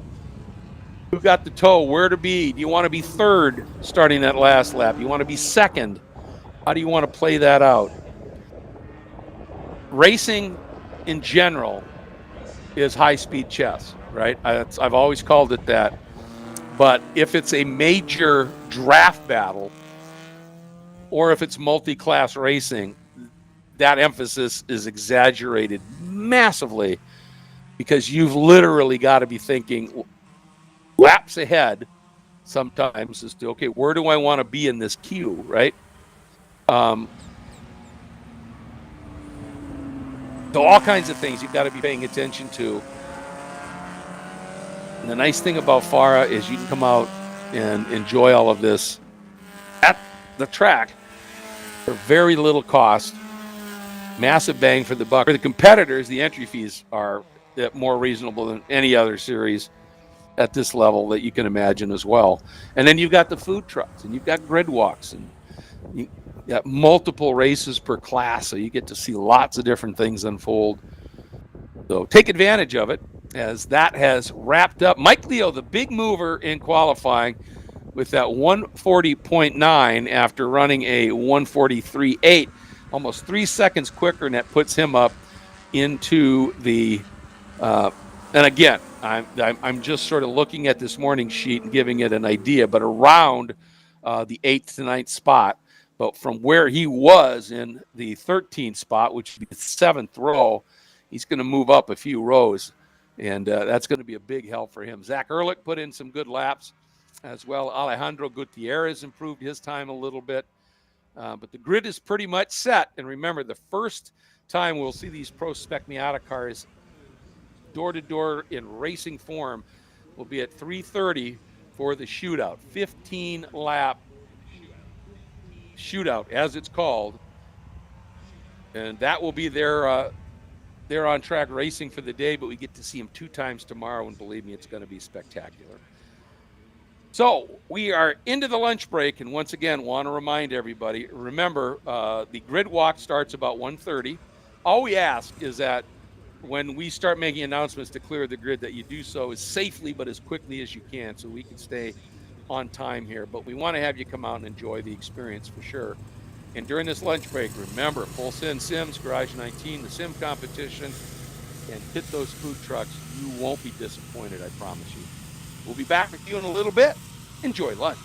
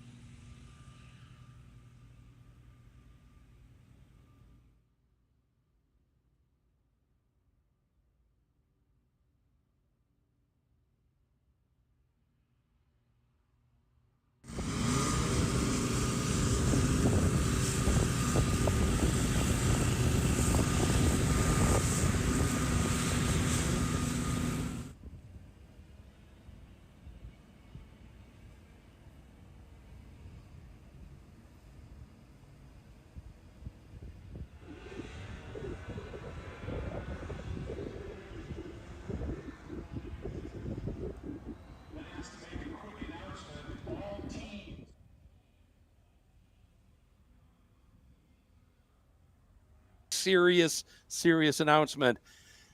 Please do not have any gas containers in your garage, no gas containers inside the garage, and no refueling inside the garage. It is a safety issue. It is an insurance issue. So please, no gasoline containers in the garage and no refueling inside the garage. Thank you.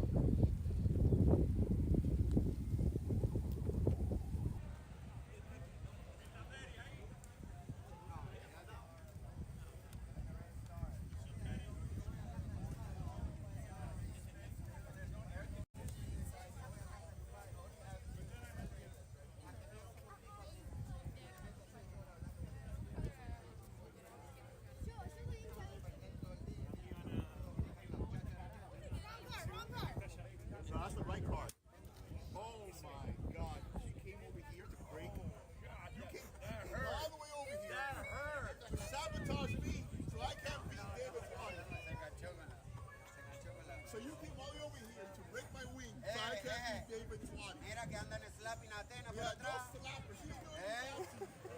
You came all the way over here, so I can't beat David Twatty.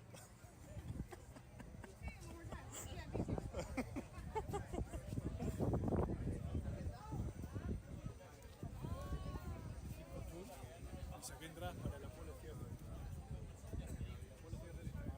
Pero what are the different categories that This is the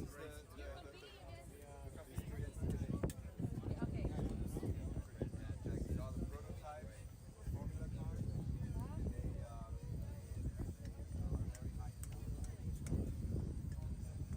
They are very high.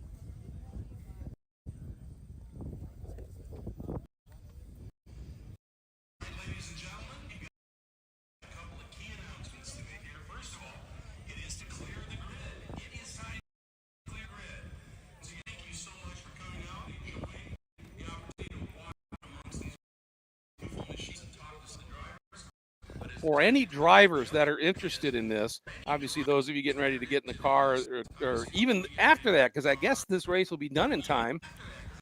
No, it won't. But still, at 2 p.m., Todd Burris, who, of course, is an absolutely standout driver in anything he's in and one of the absolute guns in Pro Spec Miata and Spec Miata, he will be teaching an advanced driving techniques class in the Media Center at 2 p.m.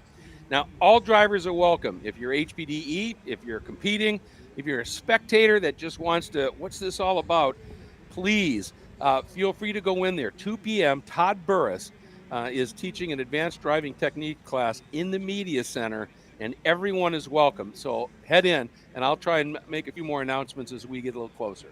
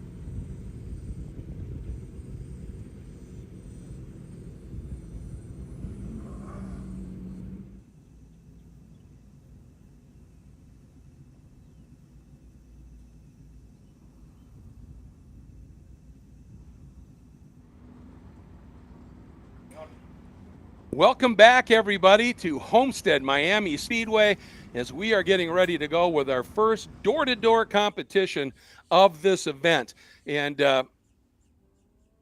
have to say a huge thank you to our dear friend here who has brought the announcers up a little bit of sustenance because it's going to be a busy afternoon here. So, Alfredo, thank you so much. Yes.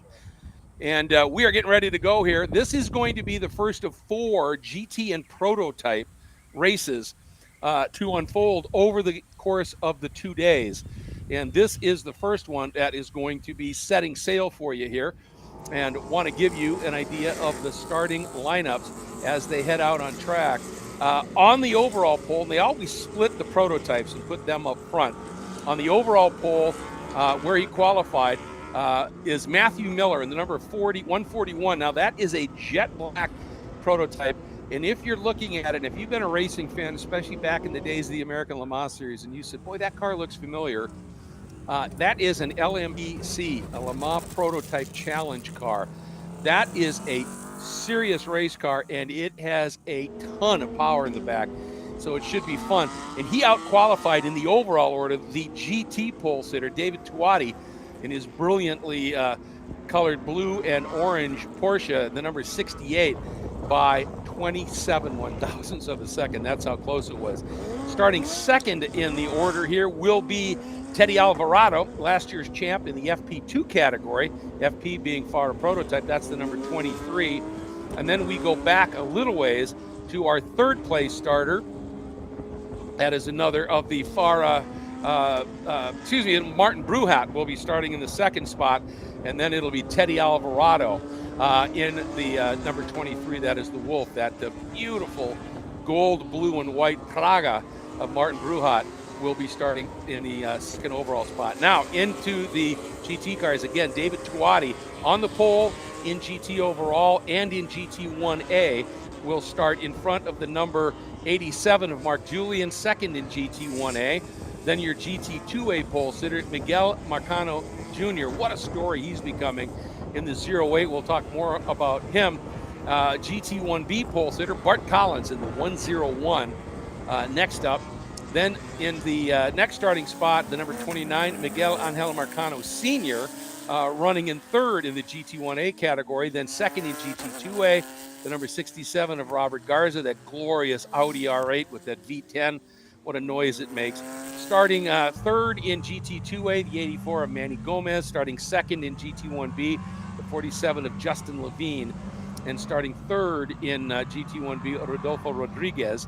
Then starting fourth in GT2A, the 888 of Hal Gould. Starting fourth in GT1A, Adan Ramos. Starting fifth in GT2A, the 27 of Connor Cavalli. Starting fourth in GT1B, the 132 of Sophia Basler. Sixth in GT2A, the 172 of James Hamann in an Aston Martin. Starting fifth in GT1A, this car is a rocket ship, the 16 of Rodin Yusani. That is a Ferrari 488 Challenge car. Sixth in GT1A, the 199 of Warren Cooper. On the pole in GT2B, the 410 of Jose Santiago. Seventh in the GT2A category, the 641 of Kurt Krupp. Eighth in GT2A, the 375 of Avi Cohen. Second in GT2B, the 69 of Aline Cipriani. On the pole in GT3, the number 33 of Elijah Thompson. Then GT2B third, the 26 of Michael Fonte, as the prototypes are coming up to take their green flag. Second in GT3, the 78 of Marco Pisa. Third in GT3, the 46 of Luigi Faro. And we're green! Prototypes are green! Then in the 46, as I said, it's Luigi Faro. Then in the fourth spot in GT3, the 55 of Jose de las Casas. And new graphics on this car, and I'll tell you what, it is stunning. Absolutely beautiful job, whoever did those graphics. Then in the fifth spot in GT3, the 79 of Ariel Castro. GT is green. We are racing here on the Speedway. And then a little bit of a break at the back of the pack, our Honda Wars category. And these guys put on such a phenomenal show. On the pole, the 89 of Luis Rene Canahuate. And that is the 89. Second in Honda Wars, the 6 of Wilbur Perez. And third in Honda Wars, the 41 of Jorge Guerrero. And then fourth in Honda Wars, the 725 of Moses Cordero. So that is your starting lineup. And the prototype cars already up into turn 8. And the GT cars working their way, the leaders, down into turn 6 and 7. Oh, and we have a car. It looks like one of the Ginettas may have had an engine let go. A lot of smoke, and it didn't look like brake smoke. And there it is. It has pulled off. Oh, my goodness. Is that the 69 of Aline Cipriani? She and Adolfo Rossi are just a force in FARA in this class, in these cars. And that may be a new version that they're running. Meanwhile, here come the prototypes. And Martin Bruhat has done a beautiful job sneaking around on Matt Miller and jumping up into the overall lead at this point, with Teddy Alvarado splitting the duo at this stage. And we're going to have a double yellow right away, and it have to. Where that Ginetta ended up, absolutely have to. Get the red flag or the...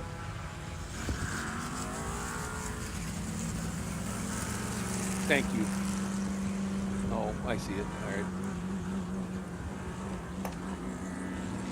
So early double yellow here, full course caution here for the Ginetta, I believe, of Aline Cipriani. Just a shame.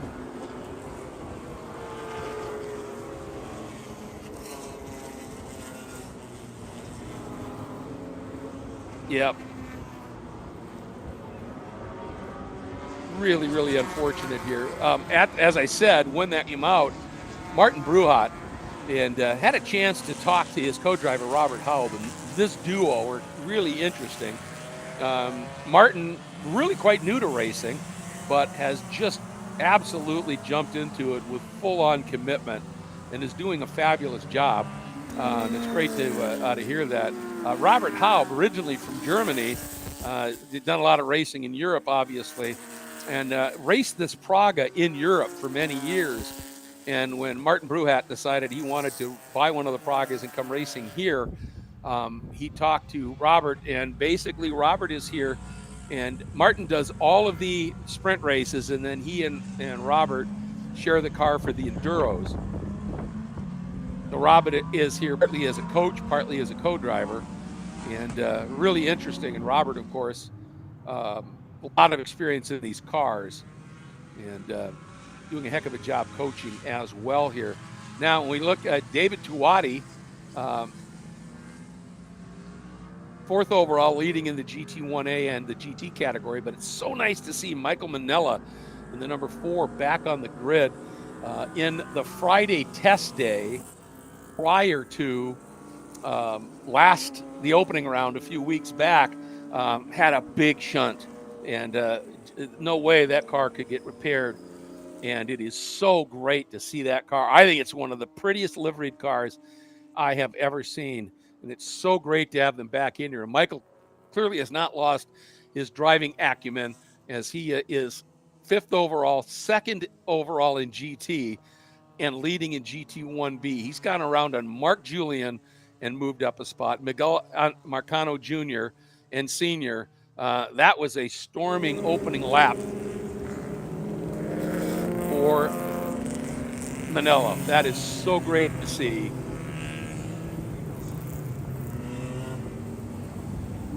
Watching as some of the field comes through here, some new entries, some new graphics. That 16 Ferrari, man, especially in a straight line, that thing should be off the hook fast.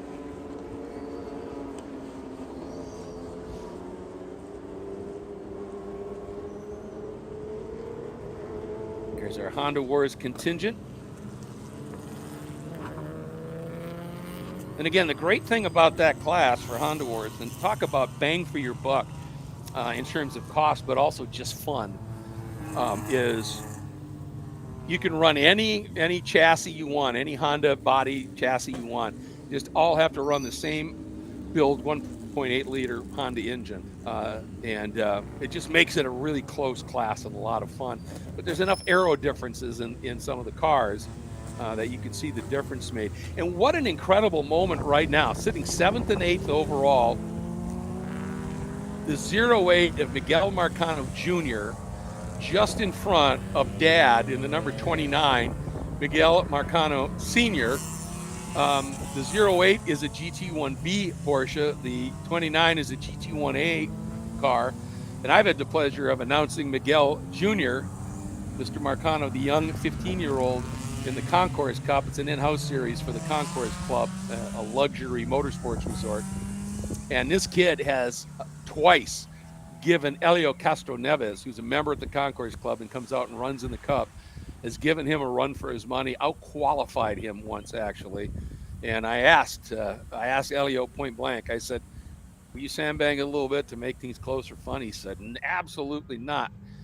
He said, I'd seen the speed of this kid, so I said, I got to get out there and really put in a lap, because they do a standing start in that series. And Elio said, I'd really like to control the race from the front.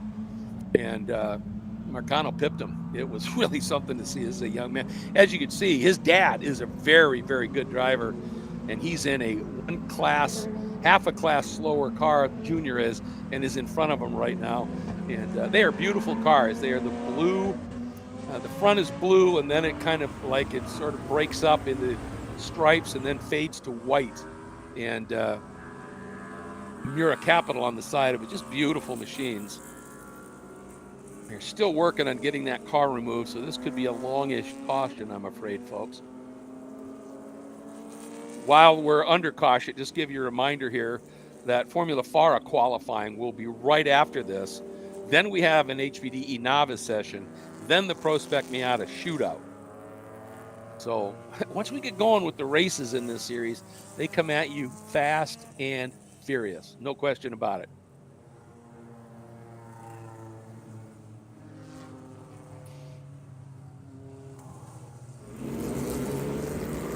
And just for those of you who are going, gosh, you know, I can really bring my, well, first of all, coming by start finish right now, if you take a look up on our screen here, they'll be heading down into turn 1 momentarily. And it is those two beautiful Mira Capital Porsches. Next two cars in line. There they are. Just such a great story. Father and son out there are now running virtually door to door. I mean, that's pretty cool. I don't care who we are. We only got the one lap in, but to give you an idea, in GT, pole sitter in Honda Wars continues to lead. That's the 89 Luis Rene Canahuate. GT2A, Robert Garza snuck around Manny Gomez and your pole sitter in that one. Not sure what happened with Kurt, but had a little bit of an issue. Bruhat and Matt Miller running 1-2 and FP1. Michael Fonte leading over the 410 of Jose Santiago Fonte in the 26, and then the 69 of Aline Cipriani off course, and it just let go. In GT3, Elijah Thompson in the 33 leads the 78 of Marco Pisa, then the 55 of that newly liveried car of Jose de las Casas, and then the 46 of Luigi Faro. GT1A, as we talked about, it's David Tuati over Mark Julian. Love to see Mark up into GT1A. He won the GT1B, championship last year. Was really impressive, and it was so cool to see him make the step up and get after it. Third is Miguel Angel Marcano, the senior, 29. And then fourth, 241, Aiden Ramos, who's very quick. 199, Warren Cooper. And then that Ferrari, the 16 of Rodin Unesi. And GT4, it's the 79 of Ariel Castro. The 331. And want to make mention of that car. Kurt Schmidt, one of the drivers in that car.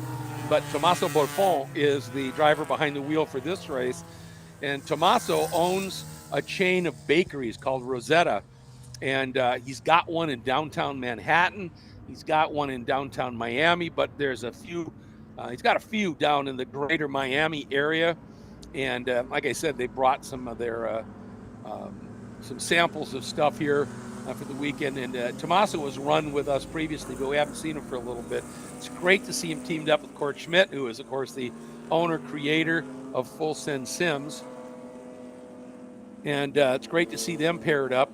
And that is a car that comes from Ronnie Sport Racing.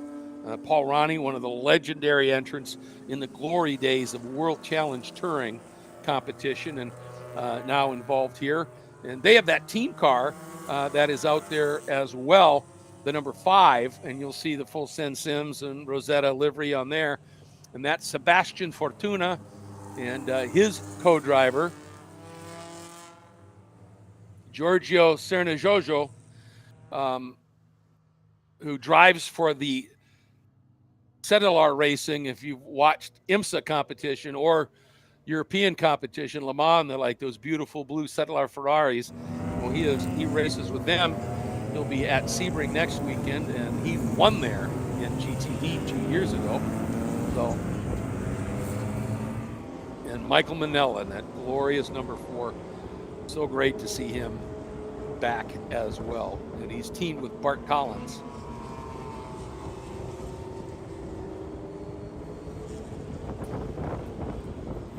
Unfortunately, under these cautions, the clock does continue to tick away. And it looks like what may be delaying removing that car, when I saw that big plume of smoke, it's either, it could likely be coolant. It didn't look oil. It didn't look dark enough for oil, but it's possible. or coolant, gear, something. And my guess is it's dripping, and a great job by Aline as soon as it happened to get off track. But if it's dripping, then they literally will have to lift it up in the air, and they put on what's called a diaper. And I see one of those big lifts out there, and that may be what they're trying to do to get that car off the track clean, if you will.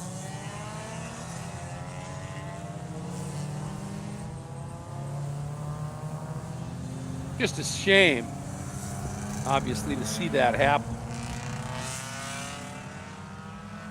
They have been such a force. That's a Ginetta G55,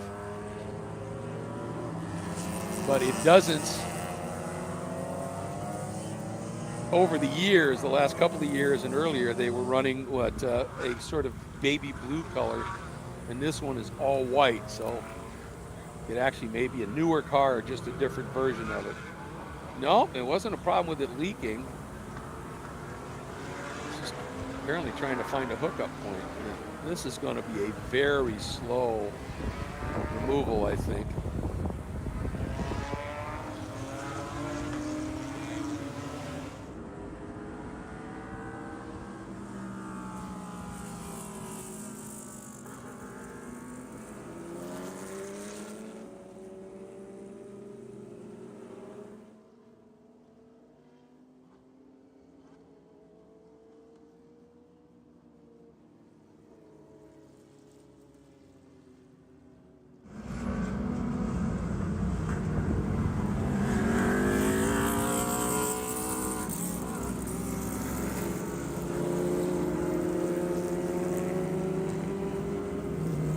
But what I was going to get at here is if you're sitting there going, can my street car, can I come out and drive and enjoy and try and have some lap time? You bet. It's called HPDE, High Performance Driver Education. And take a look at the pace car. You see the number 61 on the side of that. That's because that pace car also goes out and does lapping in the HPDE sessions. And I think it also runs in the Super Lap series. So you bet. You can get out there in your street car and play a pivotal role. Like what they're doing here, instead of going all the way over to turn 7 and the cutout over there, they are taking this little shortcut onto an access road that'll save, I bet you, at least a lap, if not 2. All the other vehicles have sort of made their escape here. I think it's going to be really interesting here on the restart, folks, especially on the stream, too. If we can get an eyeball, you can see where they're trying to get that. They got one of the safety vehicles tucked there by the flag station. And it's just to the right of where these guys, the cars are heading right now, is where they're going to tuck that Ginetta. But we go back to green. That car that's third, the black prototype, if he times his exit out of 15 right, he should just storm by everybody. And also deeper in the field, the black and red number 16 Ferrari, if he times it right. That is a 488 Challenge, Ferrari Challenge car. It's not the Evo, but that means it doesn't have as much downforce as the Evo, so it's even in a straight line.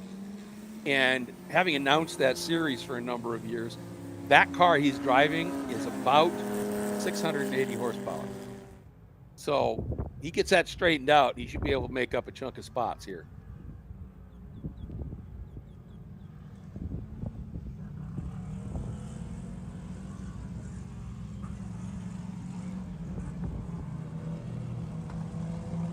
And there is, that's turn 8, and that is that critical, most critical turn on the track, especially for the Pro Spec Miatas. But it's a great overtaking, and the car's running the full infield roval.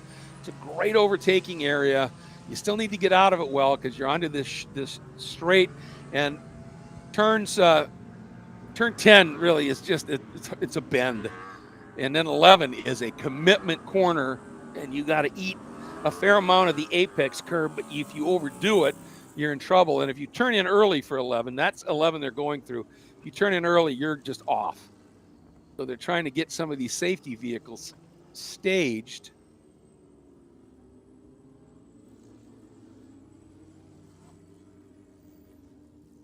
Not sure what's going on there, but this could be another delay.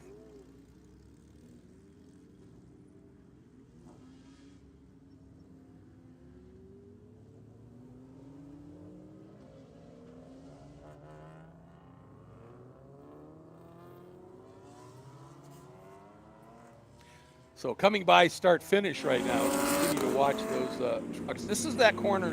In the background is turn 12, then 13 where that car is, 14, and then they count this. You're actually at 14, 15 are kind of one corner, but they treat 15 at where you blend back onto the banking as sort of its own corner, because it's got to be so careful running through that spot on the track.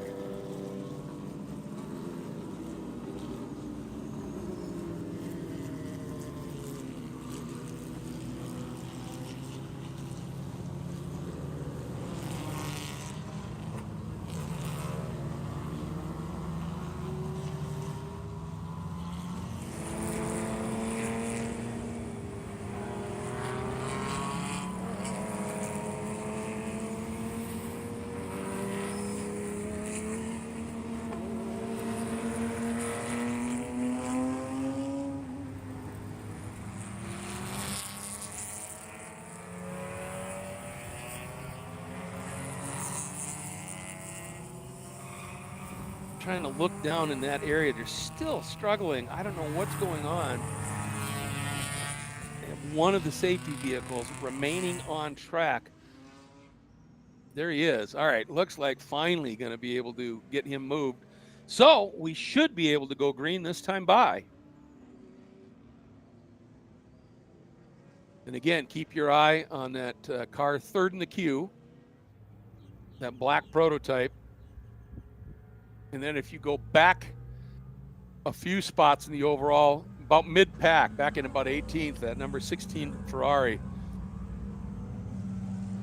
I talked to the driver of that car, and he's relatively new to it, and believe me, it's got speed. To give you an idea, when I was calling Ferrari Challenge and a few years ago, they ran in support of the Rolex 24 at Daytona, and Cooper McNeil was running both the WeatherTech Ferrari in GT3 and GT Daytona and in Ferrari Challenge. And I asked him, going into turn one, what are your approach speeds in each car? And he said, GT3, but when I hit the brakes, I'm going about $175. And I said, Ferrari Challenge, he said 191. That's how stout in a straight line that 16 is. We are coming up, and we're green. And here comes that big black machine, that prototype challenge car, but brakes really early. Checks it up just a little bit. There's that Ferrari, and you can see it pulling big time down the straight here. As they dive down into turn 1, 2, 3.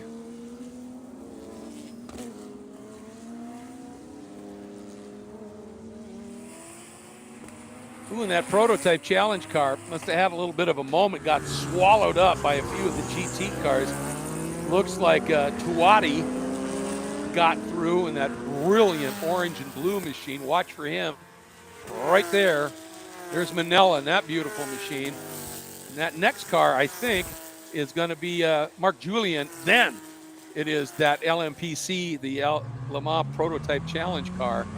It just got swallowed up. The minute he lifted, instead of making that pass for second in the prototype group, the guys at the front of the GT group liked Tuati, like Manella, Julian, Miguel Marcano Jr.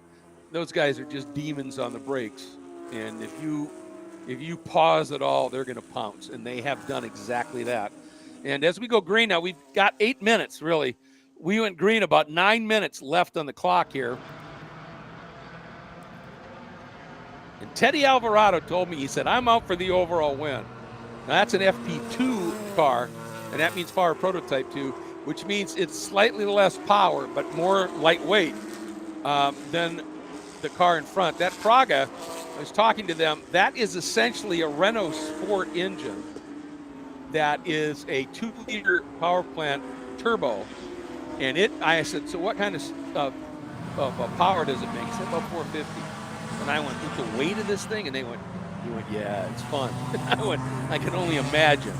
And Alvarado doesn't have that much back in the lump behind him in terms of power, but that Wolf is really agile in the corners. And here comes, I just love the Honda Wars class putting on such a good battle as always, so close. Except for Canahuate, he has just sort of checked out a little bit. But Wilbur Perez just came by in the number 6 with the 725 of Moises Cordero, only 3/10 back.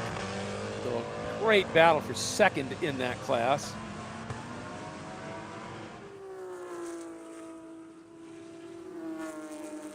Here's that group.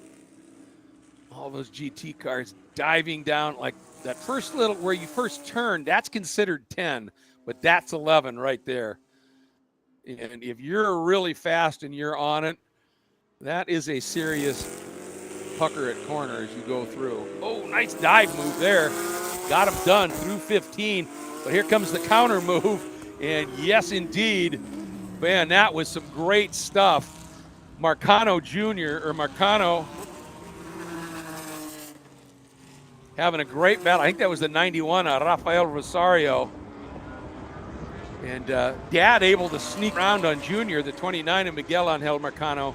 The dad slips through now and gets around on Junior.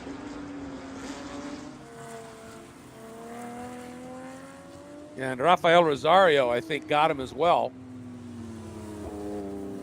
Oh, we got a car off there. Exited 2. That's that tricky turn. You dive down off of the little bit of banking on the front straight. You're just flat, unless you're in something extraordinarily fast with no aero. And then turn 2, as I've said, is deceptively tight. Easy to run wide there. Hopefully that car will be able to get going on its own accord, because that would be in what they call a target zone. Well, I'll tell you, where did...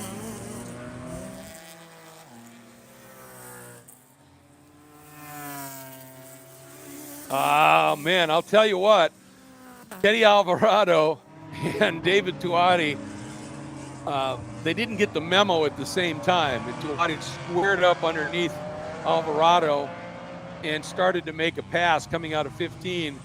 And then, and what happened was, it was a very late yellow flag, not an error, just a late yellow flag being called and displayed at the start stand. And being the gentleman he is, David Tuati checked up immediately and realized that the track had probably been yellow. And it's such a shame. I just saw the number 55 heading into the garage area, and that is a real shame. That is the BMW M3 from Ronnie Sport Racing of Jose de las Casas and his teammate. And unfortunately, making an early exit.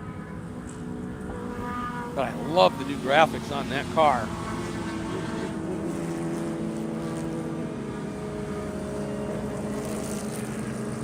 So 4 minutes to go.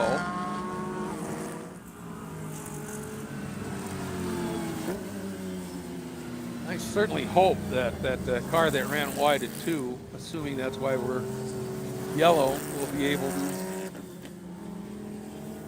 do a self-extraction and get on with it so we can finish this one. There's the field heading up into turn 8. So currently in class,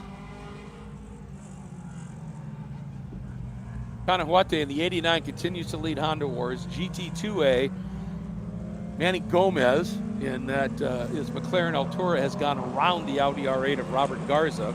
And Hal Gould, who had started right up front, faded back a bit, is now back up into third. So he has done a nice fight back job. I wonder if that was that car that went off over there. Is that Martin Bruhat? Because suddenly I don't see him up near the front. I couldn't really tell. I think that might be Martin Bruhat in that gorgeous Praga. In GT2B, the 410 of Jose Santiago has slipped past on Michael Fonte, who had led for a while in the number 26. And then again, the white Jannetta of Aline Cipriani parked early. Teddy Alvarado right now is the lead prototype car.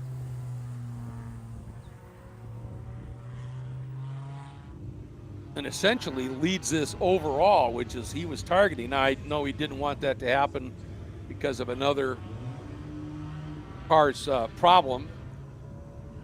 But, hey, you learn quickly to take it. Leading in GT3, the 33 of Elijah Thompson, with Marco Pisa in the 78 second, Luigi Faro in the 46 third, and the 55, as I said, of Jose De Las Casas has had to make that sad hard left into the paddock area. Here comes. Tell you what, when we get going again, this battle in GT3 could be stellar. As Thompson and Pisa, there's nothing between them before the caution came out, and it's even closer now. And then GT1A, it's David Tuati in the 68 over the 87 of Mark Julian, 29 of Miguel Angel Marcano, 241 Aiden Ramos, 199 Warren Cooper in the 16 of Rodin Yanesi. GT4, the 79 of Ariel Castro, the 069 of Mike Leo, the 87 of Mike Janish, the 5 of Sebastian Fortuna, the 338 of Mike Grenobles, the 44 of Alfonso Ruiz, the 56 of Riley Haig, and the 331 of Tommaso Bolfon. And I don't know what happened here because they were on pole in that 331. And for some reason, they must have pitted early. And then GT1B, as I said, Michael Manella, Miguel Angel Marcano Jr., the 15-year-old. Man, what a story. The 91 of Rafael Rosario, 47 of Justin Levine, and the 132 of Sophia Basler. But I got to tell you, it is just delightful to see Michael Manella back and fast as ever in that GT1B car, hitting second overall in the GT group, splitting a couple of GT1A machines. And the split comes based on power and performance. And so a GT1B car, everything being equal, should not be as fast as a GT1A car. And that tells you that Michael Manella is a wheelman. That's pretty impressive stuff.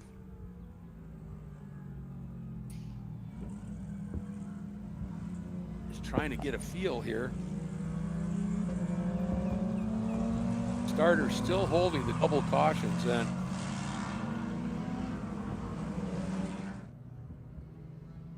actually elapsed time has already come and gone here. Now there is a little bit of leeway. Oh, looks like we're gonna take that too. It looks like a green and white.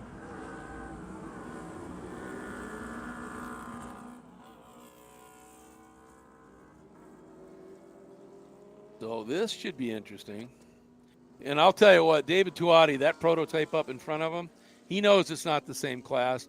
But I'll tell you, Teddy had better get one hell of a run out of 14 and 15, or Tuati is going to swallow him up. Teddy needs to roll a ton of speed here. There he did. Beautiful job. Got on it early. That's his only hope. Here he goes. Alvarado did what he needed to do. Can Tuati get him before they get down into turn one? This isn't for class, but it's overall honors.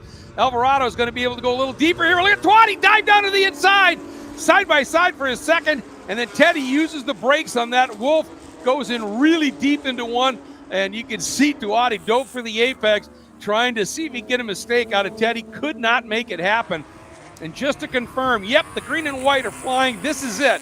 One lap of competition here, and Tuati chased by Manella.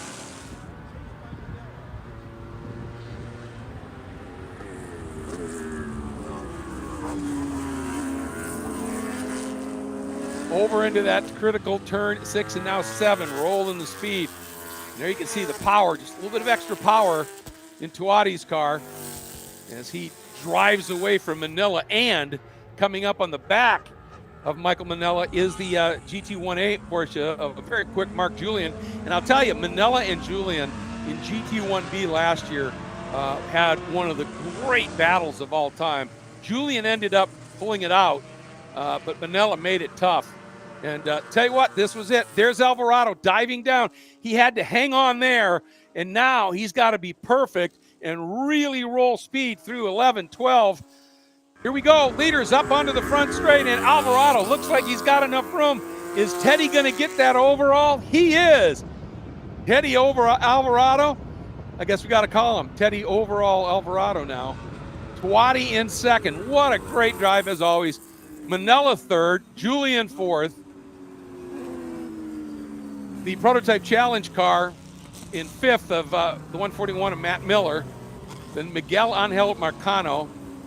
And then right behind him, Miguel Angel Marcano Jr. I think that's just a great story. And GT1B, Michael Manella, third overall. Next closest GT1B car was Miguel Marcano Jr. And then third in GT1B, Justin Levine. Fourth, Rafael Rosario.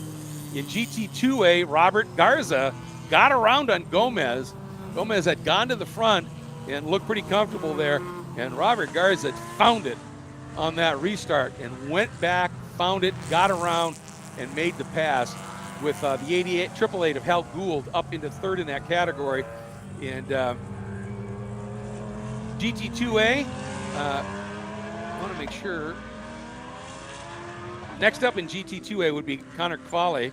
GT2B, it was the 410 of Alfonso Santiago getting the win. Great run over Michael Fonte in the number 26. GT3 won by the 46 of, or excuse me, the 33 of Elijah Thompson. Nice drive over the 46 of Luigi Faro. Then Marco Pisa. I was talking about how good a battle that looked, and I think Marco must have made some little mistake on that last lap.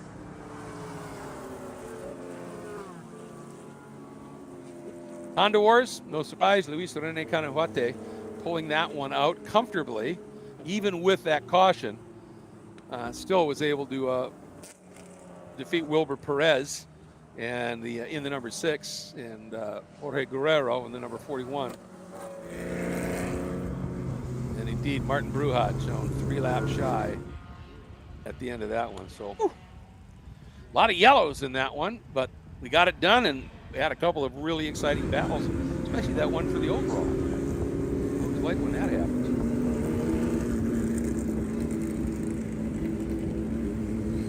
So next up is going to be Formula FARA qualifying. And this is their lone qualifying session. They have a race later today. So it's not like in this one now, they are going to be, trying to set fast times in the heat of the day relative to a previous session. This is their only session. So this one should be spectacular. And we'll be back with it in just a little bit.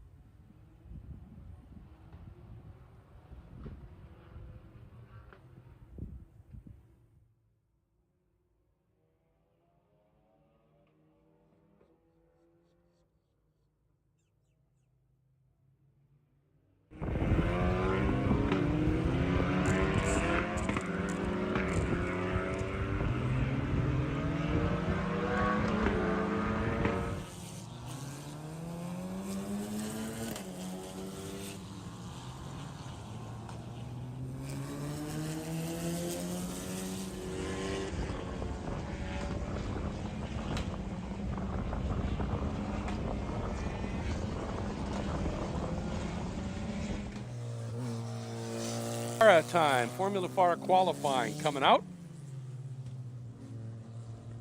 And this is the season opener for Formula FARA. Yes, the FARA Championship Series. I had a race here at Homestead a few weeks back, but it was the Academy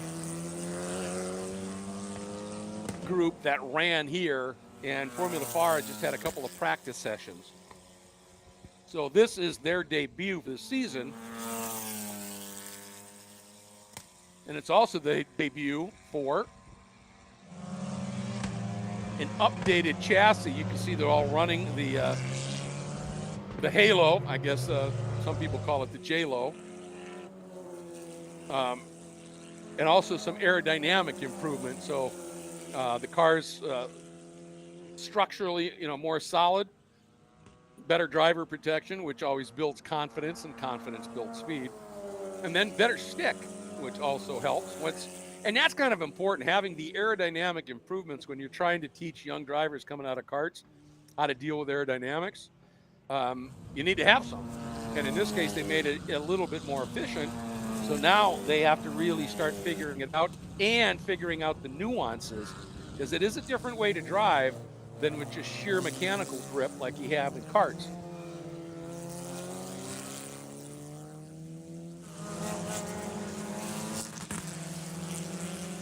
And the pace setter in that first session was Hy Johnson, and he's one of those young men who I think is 15 but looks 12. And I only say that because that means, when you're 45, you look 35, and that's a good thing, right? He's also clearly quite quick, because he was the fastest driver out there in the number 77 from VRD Motorsports over the 11 of Lazzaro Benotti. But how about this for a margin, folks?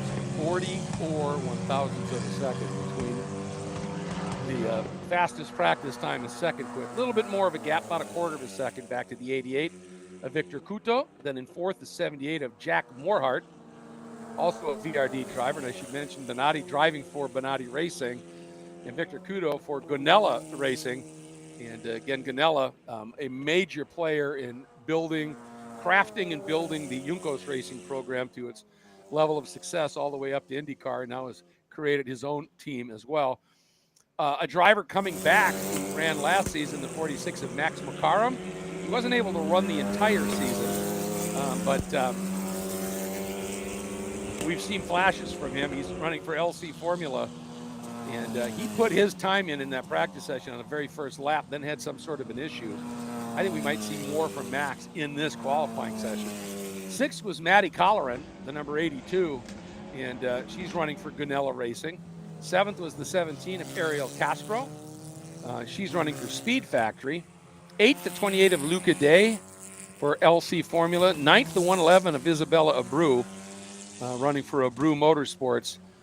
And then Franco Paolini in the number 16 never set a time for Scuderia Buell, So not sure what's happening there. Hopefully we'll see him out on track here. But it's Franco Paolini.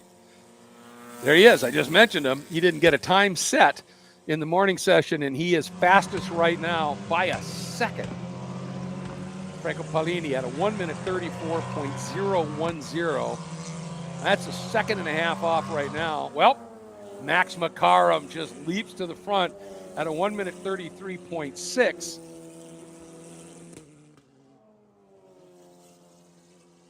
That is quicker than he practiced this morning. Not a surprise. I was talking about getting really essentially only one fast lap in.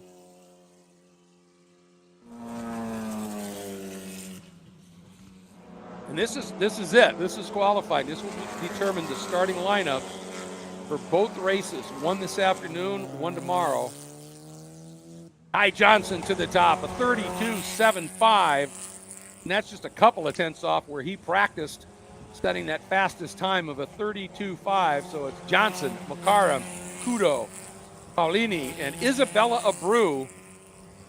And as I said, she had a 36.4, and she had shown such form in the season finale when she parked her Miata and decided to try this. And she just uncorked the 34 flat. putting her up into the top 5 here in qualifying. Again, these cars using the full infield roval, if you will, not using the speedway banking. The Academy cars, when they were here, did use that for one of their races. But these cars really aren't designed for an oval. And if something goes wrong in these cars, there's not a lot of protection if you go spear up into one of those walls. So they elect not to do it. The Academy cars did it for one race because when those drivers go to Formula Junior, they're going to be running some ovals. So that all makes sense. But here, it's a little bit of a different program. But I do love that they've got some aero upgrades.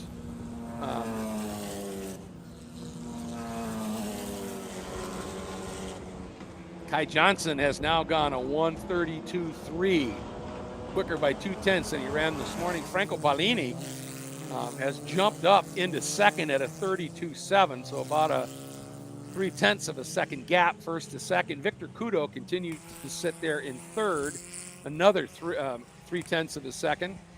Max McCarrum up into fourth, Lazzaro Benatti now fifth.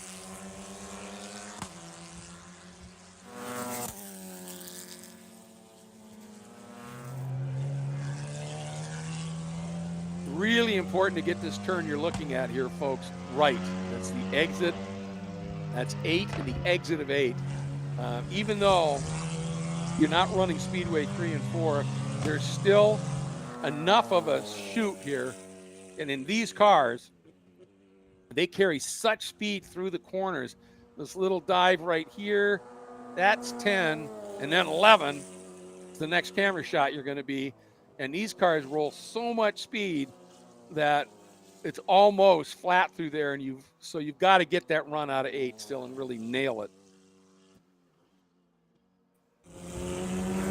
Franco Paolini has closed in on Kai Johnson in the 16. Franco has now gone a 1:32.49 and is only a 10th away from Kai Johnson for pole. And Victor Kudo has improved his time and stayed at that 0.3 of a second margin behind Paolini. So he picked up 0.2 relative to Kai as well and himself. Jack Morhart has jumped up into fourth at a 1:33.0. Then Lazzaro Benatti in the number 11 is fifth at a 33.3. Max McCarrum now is sixth at a 33.37. And Isabella Abreu is seventh at a 33.8. Top 6 right now covered by less than a second.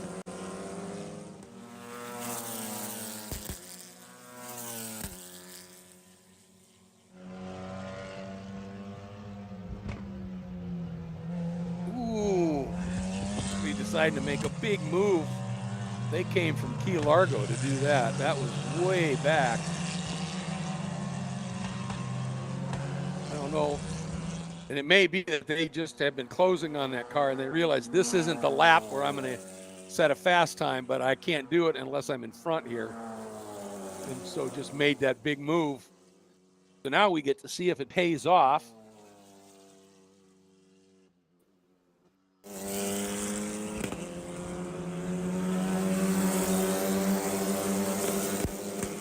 Number on that car as it comes by. The number 78, I believe, of Jack Morhart, who has each lap has been taking little steps up toward that top 3. And now let's see, with a clear track, what can he do? Keep an eye on him. He's just exiting turn 2. Let's see if we can follow him for this lap. There he is. Then he's got the 2 cars behind him. He's just now going through 3, 4. There he is. And now out of 5, and it's that black car that's leading this queue, not this car, the one behind him. And he's opened up a gap, isn't he? No question about it. So he's finding some speed. That is into 6 now. There's 7, and he drops the hammer coming out of there. This is a long run. In these cars too, the exit is 6, you're flat already, and it's all the way up to the braking zone of 8. He continues to stretch his margin. Get this one right. Crucial. Look really good there. Mix that inside a little bit, straightens it out. Again, you want to roll as much speed as you can, and sometimes that means opening the radius up of a corner, but on certain corners, it's the shortest route because distance is time, right? So I'm going to see how this lap continues to play out for him. Onto the front straight right now. Does the 78 of Morehart make an improvement? He does.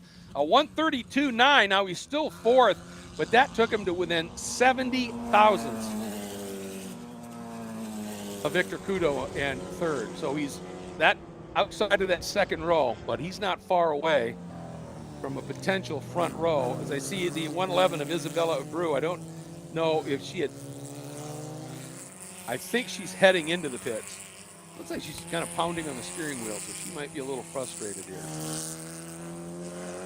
She so wants to show what she can do in these cars. And like I said, in the season finale last year, in one of the practice sessions, I think she set a third quick time, and she was so pumped about getting ready for qualifying, and then she just had some mechanical problems that really kind of eliminated her day.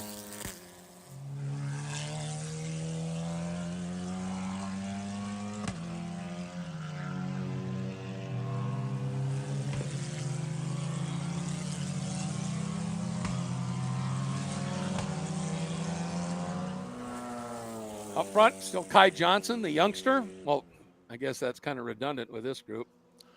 He's a real youngster in the 77 with Franco Paolini doing a great job considering he didn't get a time in the earlier practice session. But there was a test day yesterday, so a number of these drivers were able to get out and put some laps in.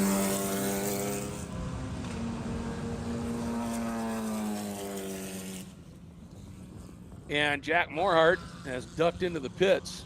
I think he said that was as good as I was going to put together here. And one of the things we've talked about here is this track is known to be a tire eater.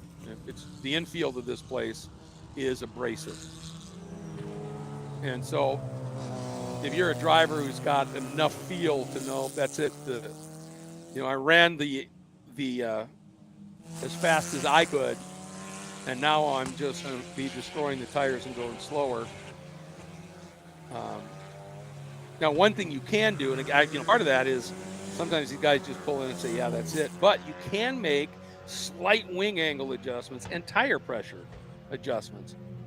And so, and that is a way that you can make some really kind of amazing differences in a car's handling with a half a pound of tire pressure change.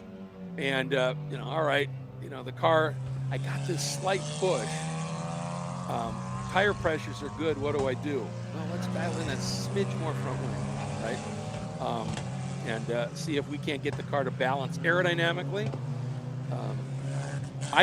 For me, I would always want the car balanced mechanically first, if you can do it.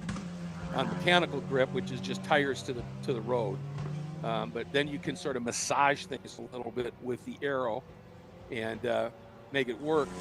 And it also depends on the kind of track you're on. This is a track where you probably want to have a lot of downforce in the car because you do have some fairly quick corners.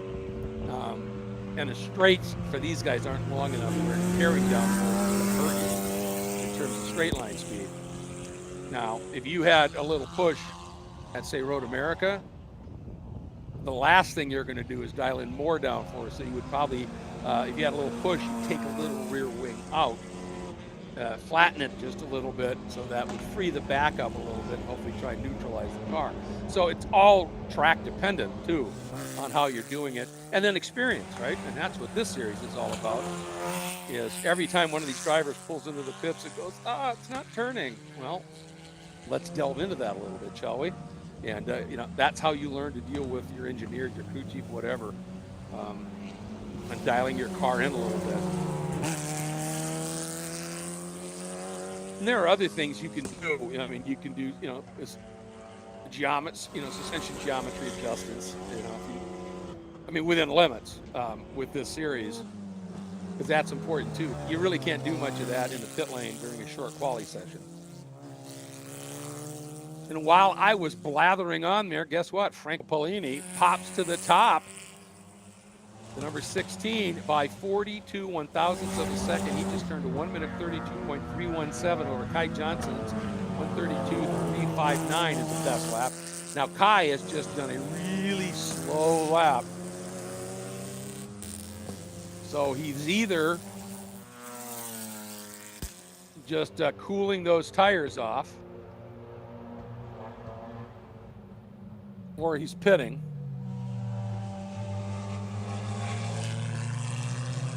And Kai is out there for sure.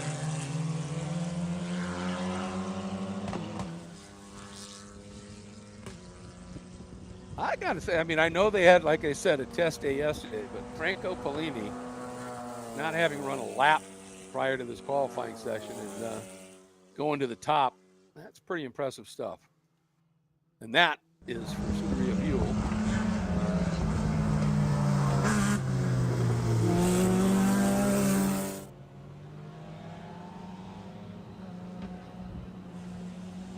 And the number 78 of Jack Morehart is back out. So I think they did just make a little bit of an adjustment. It's Franco Polini in the red. Ligier drops down into the pits. So they must have just done a little bit of some sort of an adjustment for Morehart. And there's yet another game that could be afoot here. You know, at a certain point in these qualifying sessions, if you know your tires are past their sell-by date, so to speak, what you can do, come in, make a couple adjustments, and try and get the car to simulate where you would be 2/3 of the way through a race on tire wear and everything, and go out and drive it and just try and figure out, all right, as the tires start to go off, but the fuel load lessens. Remember, in these little formula cars, a load of fuel ends up being a fairly significant percentage of vehicle weight. And as that burns off, they try and locate it essentially as possible, but as that burns off, the car gets lighter, gets more responsive, accelerates better, brakes better, turns better. But as that's happening, those 4 black rubber donuts that give you all the grip start to go off a little bit. So it's the great drivers are the drivers that can feel those minute changes in both directions. Car's lighter, accelerates better, does everything quicker. Don't have quite the grip. How do I make this work? And you know, when you're watching Formula One and you see those guys on used tires that are every lap half a tenth quicker, we got a spin over there at the exit of 3, with the approach to 3, sitting right on the edge of the track here.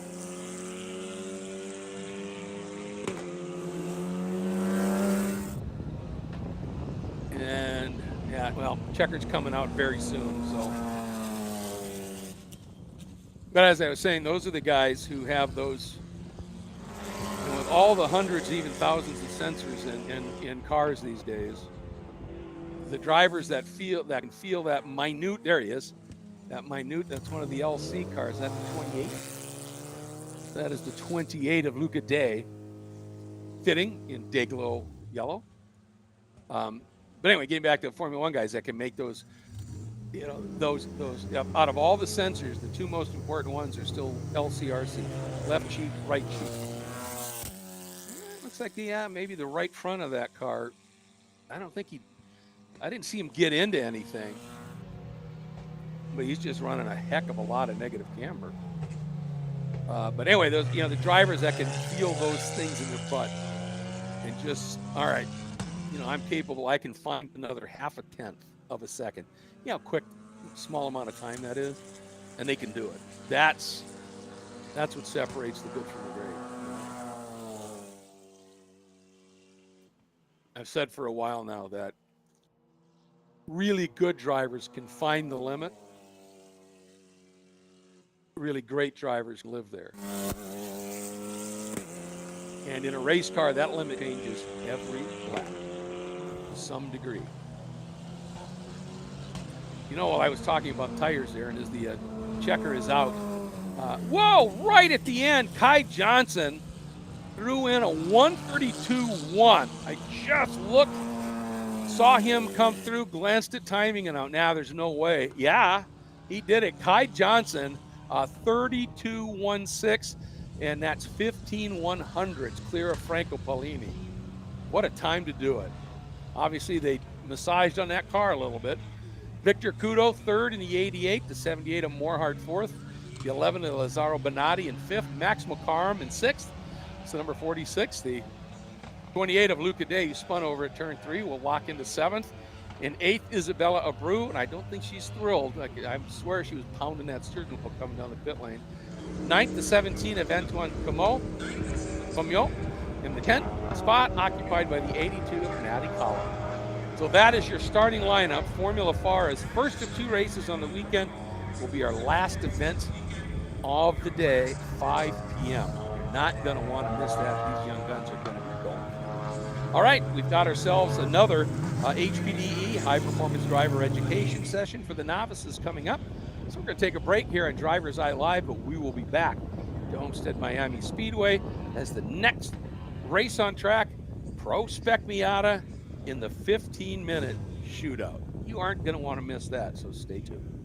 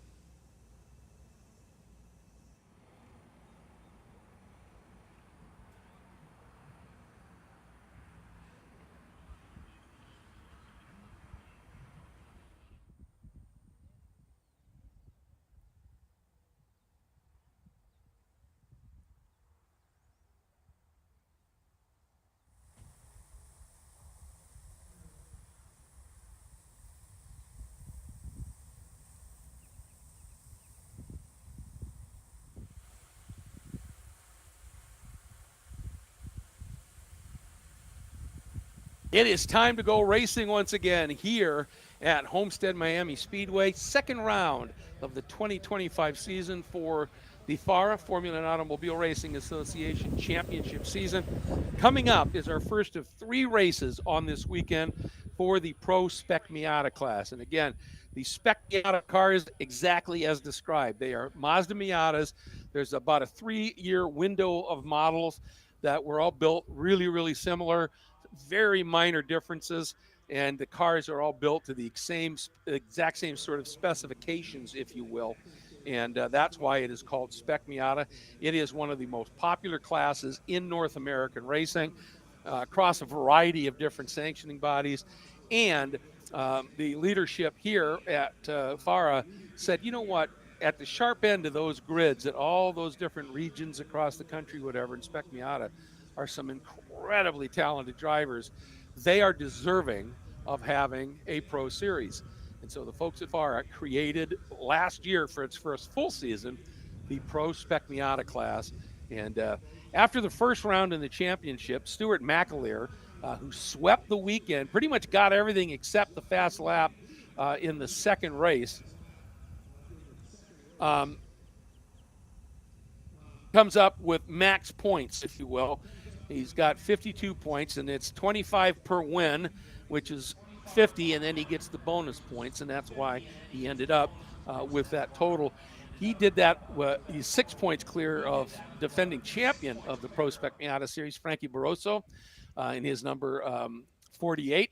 Marcos Vento was third. Todd Burris, who is also one of the principals here of this championship, was fourth. Josh Green was fifth. Mike Leo was sixth. Center Smith was seventh. Kaylin Kinley, the young lady, was ninth and did a really, really good job. Jonah Cullen was there as well. And so that's what we are getting ready for at this point. And just want to take you through the starting lineup and sort of set the stage here a little bit. The gentleman who's leading the points after qualifying ends up on pole. So he's now got 2 straight poles, and we'll get another bonus point. So that margin is up to 53 to 46 right now. Late in the going, Jeremy Fletcher, who didn't run in that opening round, put in a really good run in that morning qualifying session, jumped to second, but there's a bit of a gap. It's some 0.6 of a second from McAleer to Fletcher. Now, that could have come from an amazing draft that McAleer got from somebody. But nonetheless, for Pro Spec Miata Racing or Spec Miata Racing in general, that's a massive gap. And so it'll be interesting to see if anybody can deal with that. As I said, Frankie Barroso, the defending champ, is third. Fourth, outside of that second row, the 13 of Alfredo Zidane. And he has been a driver who has run in the Pro Spec Miata category a few times. He wasn't able to put together a full season, but when he's here, he's quick, that's obvious. Starting fifth will be the 24 of Malbec Ramos. Starting sixth, the 46 of John Raudat. Starting seventh, the 62 of Antoine Tomio. Starting eighth, the 169 of Mike Leo. The 69 of Mike Leo. Starting ninth, the 169 of Zach Ehrlich. Starting 10th, the 55 of Center Smith. Starting 11th, the number 2 of Alejandro Gutierrez. Starting 12th, the 56 of Riley Haig. 13th to 92 of Jonah Cullen. 14th to 34 of Brandon Gardner. 15th to 143 of Roger DeTanico.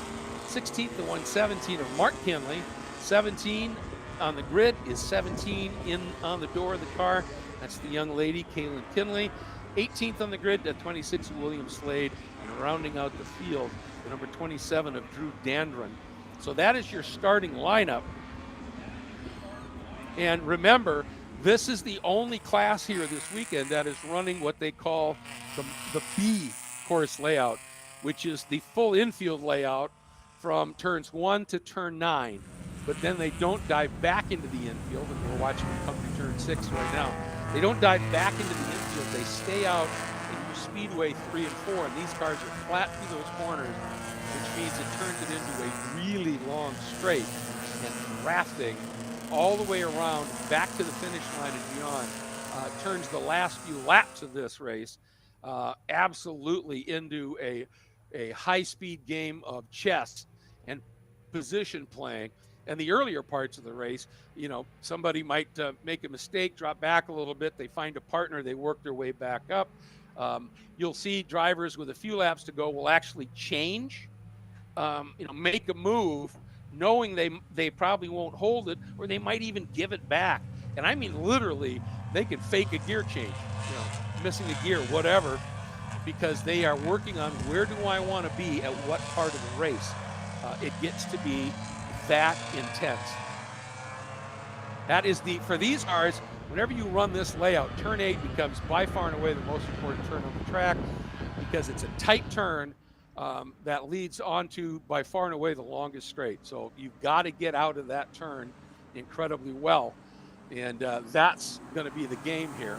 You can see this field, Pro Spec Miata, bunched up beautifully, working their way now, skipping that move back into the infield, staying up and on the banking in Speedway 3. There's the pace car in the background. You can see it going by. There's where all the other cars would be running. But now look up on the banking as they come into view. There's your pack. And it is on. Again, this is 15 minutes, short and furious. We're green. Pro Spec Miata. The shootout for round 2 is underway. McAleer doing a nice job, but Fletcher getting a big push from Rodat, and that may push him right around the outside. He's got position side by side through 1. Difficult to do that into 2. And there you can see McAleer with that inside line, that black car, just able to eke ahead just a little bit. And the car that was pushing him, that orange machine, was trying for second, ends up 4th. That's just how it works here. And as things settle, I think everybody is back into their normal position for qualifying, with Jeremy Fletcher back into second. And again, 15 minutes. So as opposed to the longer races, which are double the length, here you don't have a lot of time to mess around. Ooh, that looked like a huge amount of lockup, didn't it? And that's not good on tires. That just, if he really locked it up, it's a flat spot on the tires. It's just like kind of taking an orange, say, something round, rubbing it across a cheese grater. You get that flat spot. And then whenever that thing, if you're under braking again, that tire will hunt for that flat spot and lock up again.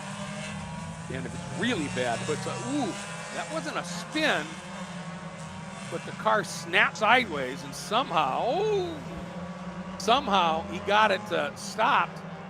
That was weird, wasn't it? Just snapped sideways. It was like he just panicked, grabbed, braked everything, and it just, probably stalled it. Or at least snapped it out of gear. But there's some great evasive driving, and back away we go. There's something wrong with that car. You can see some smoke there. Did he break the left front? Well, we'll find out. Meanwhile, back onto the front straight, completing lap number 1. McAleer does indeed lead from Fletcher. Raudat in 3rd, Zidane in 4th. Center Smith, good start, up into 5th, considering Center qualified in 10th. So great opening lap for Center Smith. I believe he's in the number 55, and in the past he's run it and it has been orange. I don't think it is this time. Top 4, little bit of a gap over the car sitting in 5th, which is Center, which makes sense because he would have had to fight through another group of cars to get up in there. They may just have lost touch for a minute. But the 3rd and 4th place cars running a little bit wide coming out of 7 here, and Center already has made up some ground as a result. See the cars working their way through the exit of 7. Now they're going to be heading up into that ultra important turn 8. And here we go. Oh man, Fletcher really hounding McAleer for the lead there, but McAleer not worried about it. And they may well have said, look, we're starting in the front row together. Let's form that alliance. And let's see if we can just work together and drive away. And you can see they've got that little bit of a gap over Raudat and Zidane, who are doing sort of the same thing in 3rd and 4th.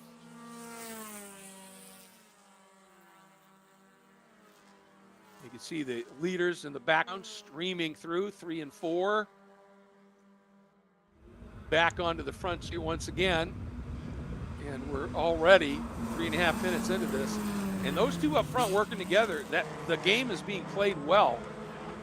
There's both of those groups that are not scrapping with each other, the top two and then third and fourth.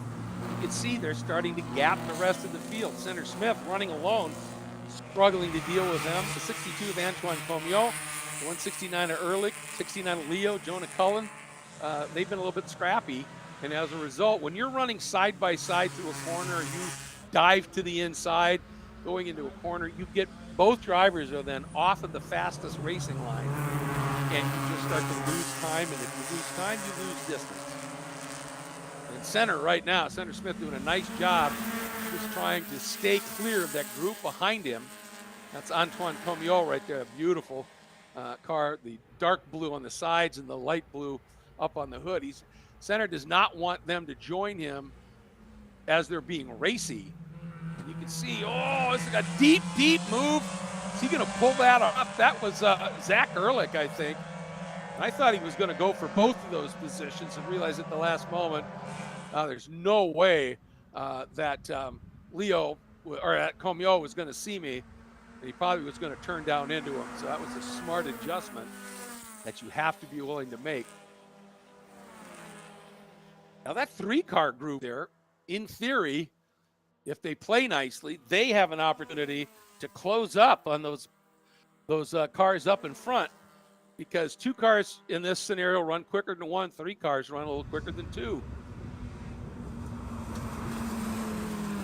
But we're now under 10 minutes, and we're starting to see a little poke of the nose there from Jeremy Fletcher. And it's warm out there right now, and it's a bit humid out there, so sometimes, when you're running with your nose absolutely glued to the rear deck of the car in front of you, the engine doesn't cool as well. It doesn't get air. Brakes, same thing. So every once in a while, you'll make that move. Doesn't necessarily mean you're actually intending to pass. You're just trying to get a little bit more air into the ducts, into the radiators. I'll tell you, that group, third and fourth, closed up there, haven't they? They have made up some ground here. 9 minutes to go.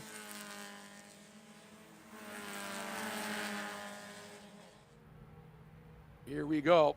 Oh, Fletcher just eking over a little bit. And like I said, that can be to try and get some air into the ducts. You can also try to get into the mirrors and thus into the head of the guy in front of you. And we just saw Mackler run just a smidge wide at the exit of 8. So maybe that little move by Fletcher worked. Normally somebody of Mackler's experience doesn't really let that bother him too much here. Rodat has opened up a little bit of breathing room over Alfredo Zidane. Yeah, he has indeed. Look at that. It's actually, he's got the gap between himself back to Zidane right now is greater than it is to Fletcher up in front. He's doing a really nice job. There's Center Smith on his own, and then here comes this battle again of Comiot, Leo, and Cullen. And they're friendly little scrap out there. Believe me, that ends soon. And this is that part of the thing where everybody's studying, working on, all right, where do I want to be? Where do I think I can be most effective? And right now, really, Center Smith has lost touch. So it's a 4-driver race for the podium here. And if Rodat and Zidane don't get together again here and try and run those two down, it could be a 2-person battle for the win here. They've got to find it just a little bit. Here they come into turn 8.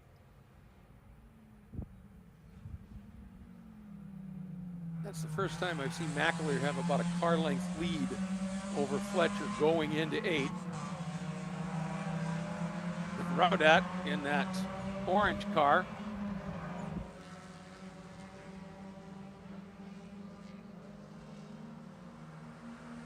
Man, the fast laps here is just remarkable. Mackler's got a 141.005. Fletcher a 141.034. Now they're running together, so you would expect that. Rodat just set his best time at a 141.111. Zidane has run a 141.2. I mean, it's just remarkable. And actually, Rodan just drops that to a 4, as he has done everything he can to try and help haul. He and Shootout back up to the tail of our leaders. So doing a nice job. Uh-oh, here comes Fletcher. He's trying the outside of McAleer. He actually got through 3, 4, and 5 really well, but McAleer has position on the inside. Watch here. And if he's smart, at this stage, Fletcher's just going to tuck right back in. He does exactly that. If he tried to go side by each, believe me, Center Smith would have been on these guys really quickly here. But they played it right. But as Fletcher, he had to breathe out of it to get tucked back in, and that has allowed Shootout to come up right onto his 6. And, of course, he's brought Alfredo Zidane with him in a big lunge. That, again, really aggressive driving there by Mike Leo, I think, just made that pass and has moved up now. He may have just grabbed 6th away. Coming up on 5 to go. And you can see now, I think that may have been, wasn't Shootout, may have been Zidane who said, I got a little bit of a run. I want to do something with it. And that's, oh, and we've got, this is going to be really interesting here. Look at this swing out move. It was McAleer went from the lead to 4th just in that exchange. That's what I mean when I say this high-speed chess. It happens that quickly.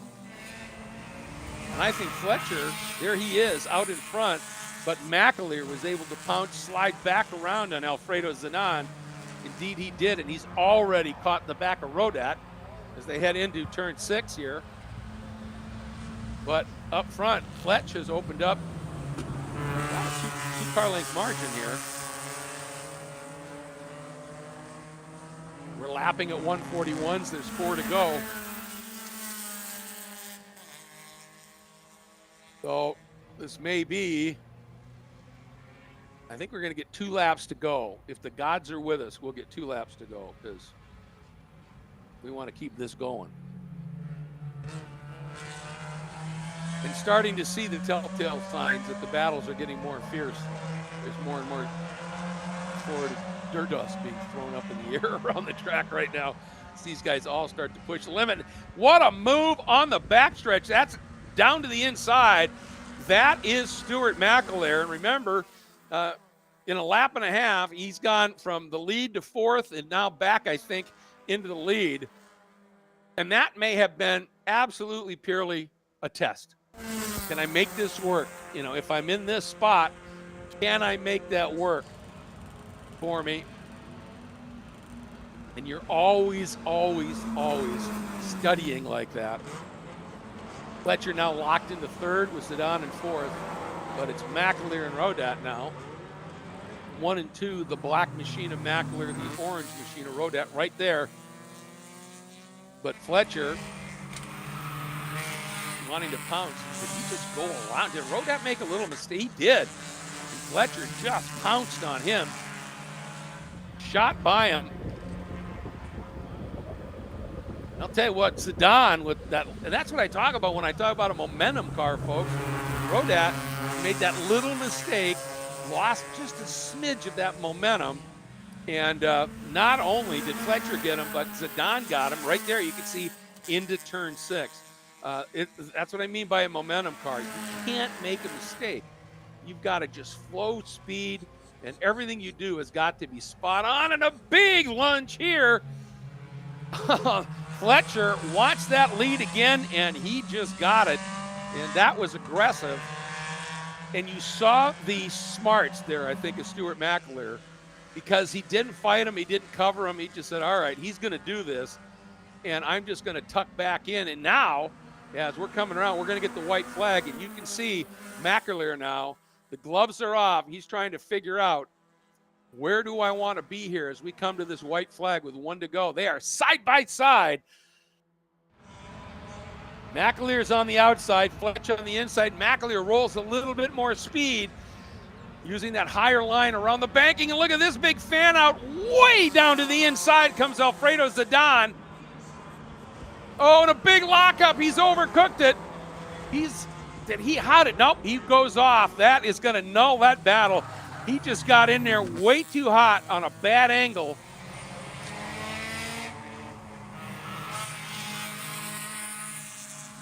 But McAleer had to make room for him, and he's dropped back to third. But now, you just saw it, folks. He's going to attack on Rodat and go for second.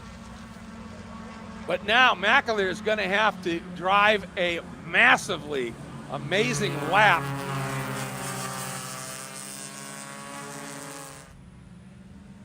Because the gentleman out front, that's a good that's probably 7 car lengths. So McAleer's best hope is to have Rodat catch him and then just draft each other around the banking, take a shot, get close enough to make it happen here. Oh, they didn't get a good run out of 8 and 9.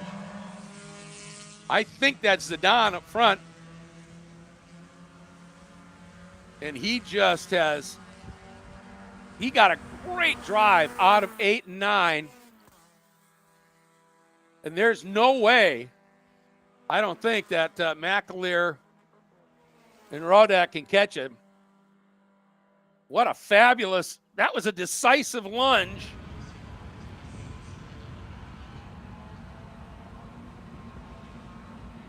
Excuse me, that was a 22 of Fletcher. That was my bad, folks, but that was a brilliant move by Fletcher. And he did it in the perfect spot, didn't he? Where he made the move, and it also effectively parked McAleer and Rodat. And so Fletch made the move, was able to pick the throttle up while they were still parked a little bit, and got enough of a gap to bring them around. That was a brilliant piece of racecraft there by Jeremy Fletcher. McAleer second, Rodat third, Zidane fourth.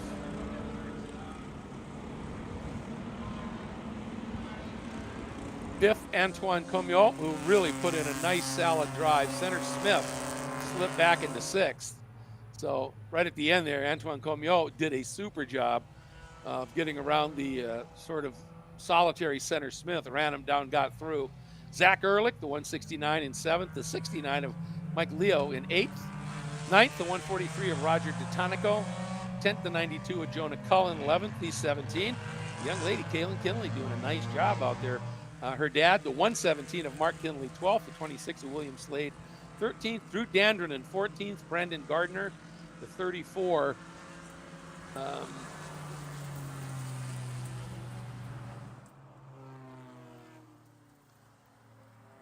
Ends up 15th.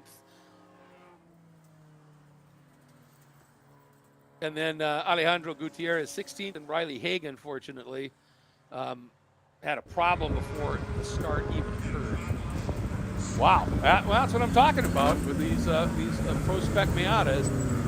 It is a game of chess, figuring it out, and then you've got to execute when you find the moment. Jeremy Fletcher did that to perfection. I apologize. I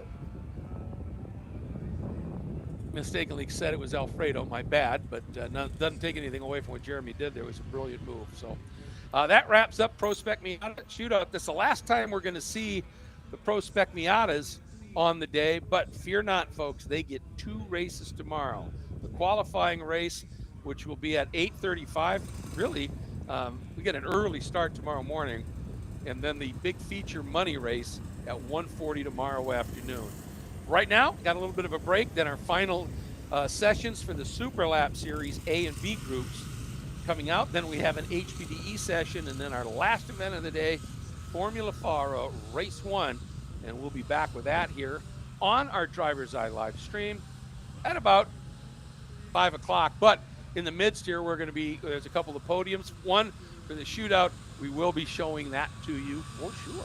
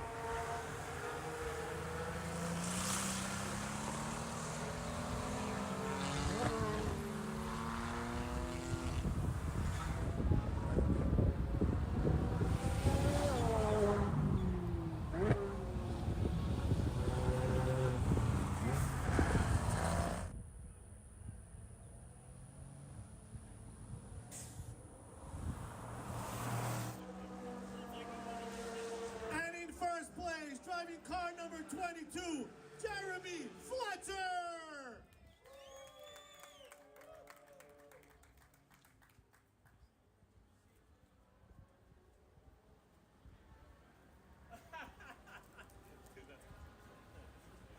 Mission Foods, Pro Spec Miata, never disappoints.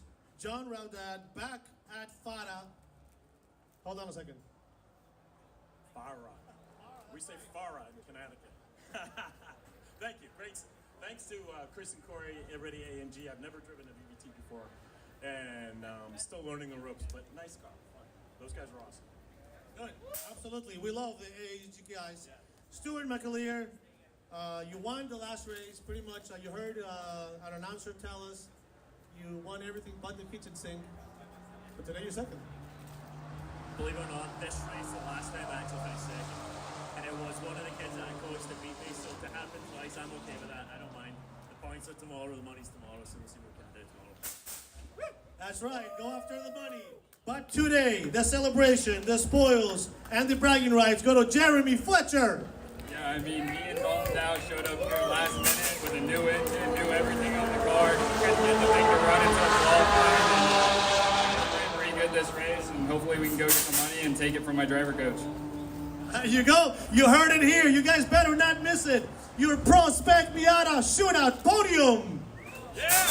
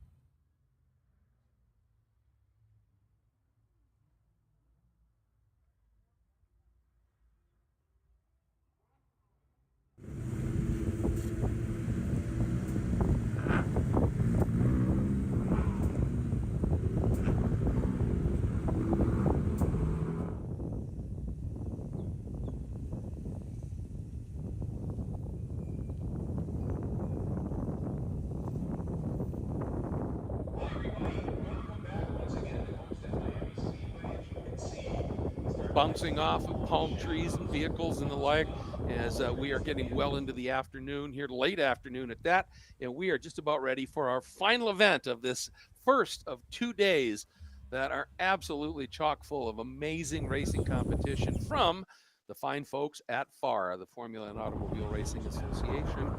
And this is the second round of the series for the season, and we are getting ready for the first race of this season for Formula FARA. They did not run at the opening round of the championship. They had a couple of test days, but this is their season opening weekend, and we are getting ready to go.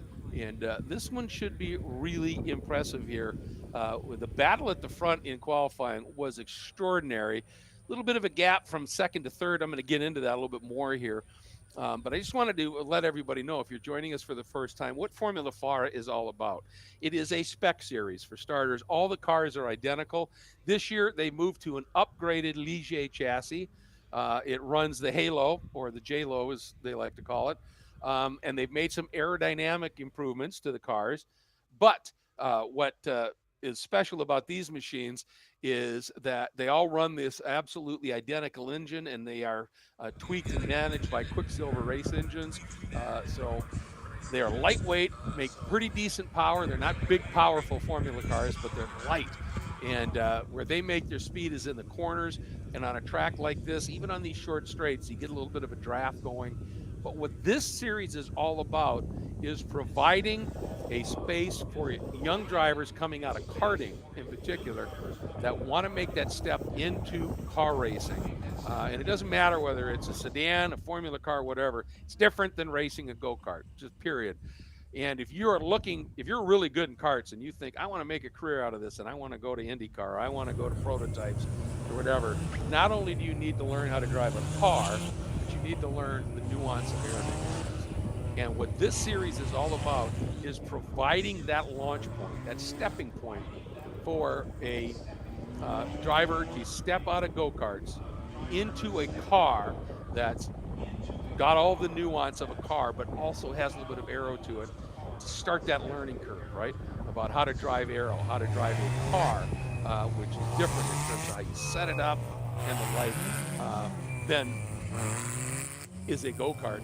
And one of the big hindrances there is a lot of times these young drivers, they may not have a ton of money, and if they go straight into, say, National Formula Junior or Formula 4, and they have one off weekend and they don't win a championship or something, they've spent all their money, that's it, and they go nowhere.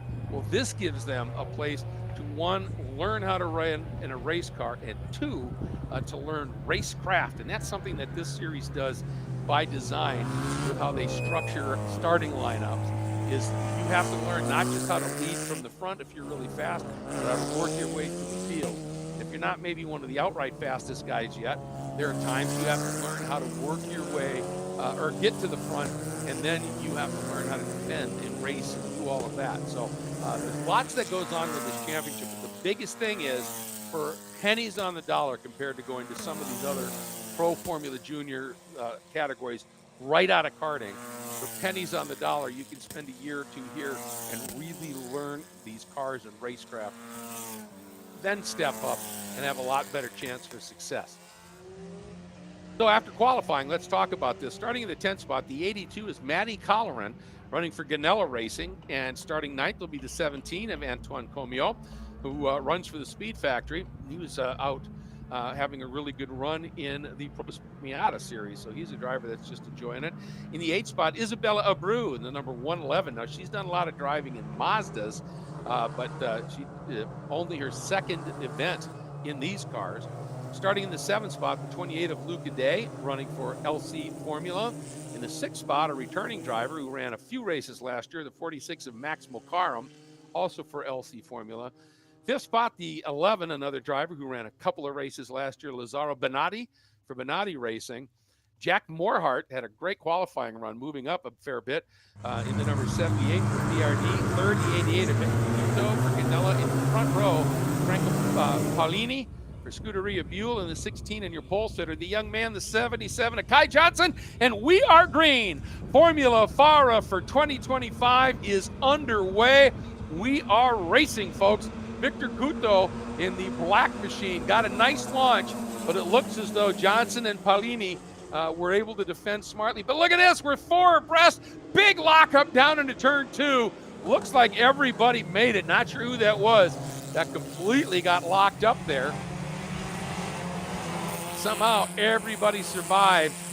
But that little bit of scrum behind, look what it's allowed Kai Johnson to do. He's quickly opened up a bit of a margin back to Paolini.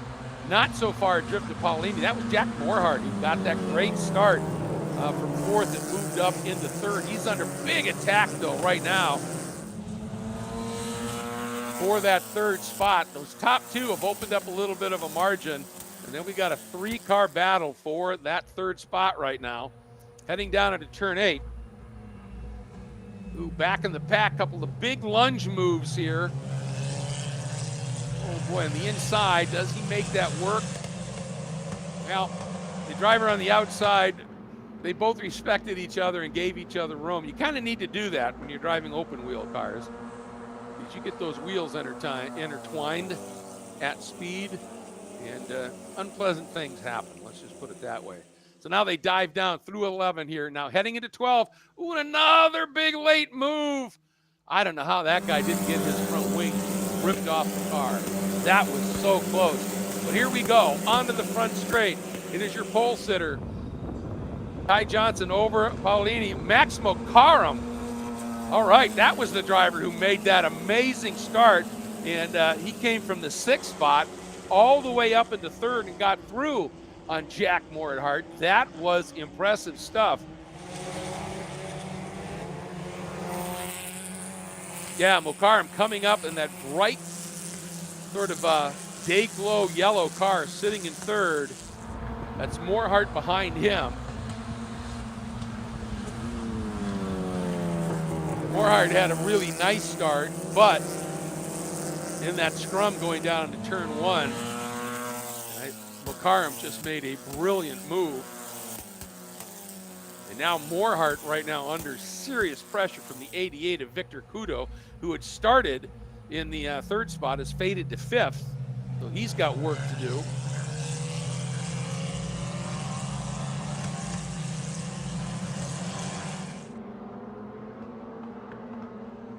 I'll tell you, Mokaram has had enough pace here. He's talking about your leader now, Kai Johnson, is just enough in hand here.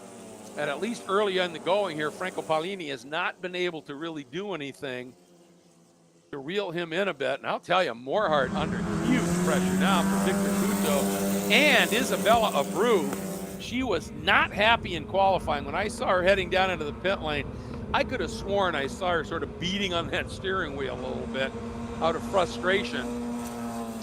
And I think it may have stemmed in part because when she did it, big lockup into 2 from your leader, Kai Johnson. You can't do that often on these tires. I mean, any tire will take a beating on a cheese grater track like this one is on the infield. So you've got to manage that a little bit. But Isabella, and she ran her first time ever in Formula FAR, the last race of the season last year. In the 2nd practice session, she, I think, had a top 3 time and looked to be a real contender for a top qualifying effort.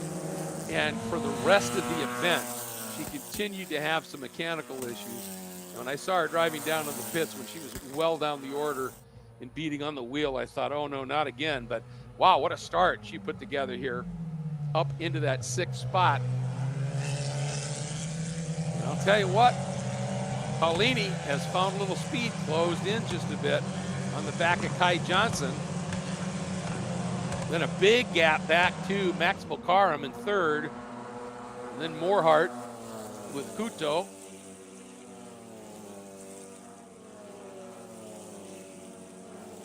Working now as the back of the field now, heading down in, but the front of the field coming out of the front straight. Look at that. You can see how much closer now Paolino is. Take a look at their lap times here. Oh, spin right there at the exit of 12. That might be Luca Day. Yep, that is Luca Day. And he was the one who had the problem in qualifying over at turn 3. So he's gathered it up again. But on that lap, Paulini went a 132.3 to Kai Johnson's 132.7. And that's why he's closer. And he's close enough now that he's going to start to feel the effects of the draft. A quick starting Max Mulcairn hanging on to a solid third. Jack Morhart in fourth. Puto in fifth. And Isabella Abreu and Lazaro Benatti, they are having a fun little scrap here.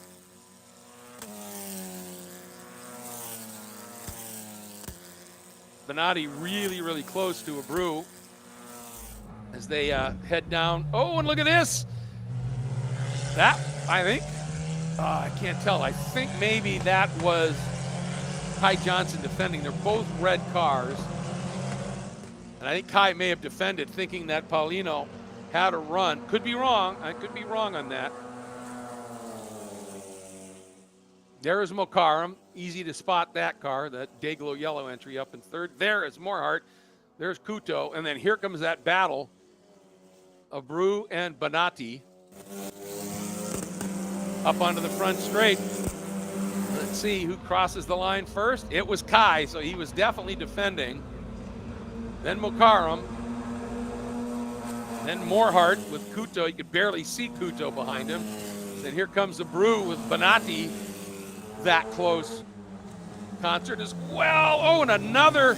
I'll tell you what, Franco Paolini is trying to pounce because he has seen Kai Johnson lock up a couple of times. Kai just did it again going into turn 3.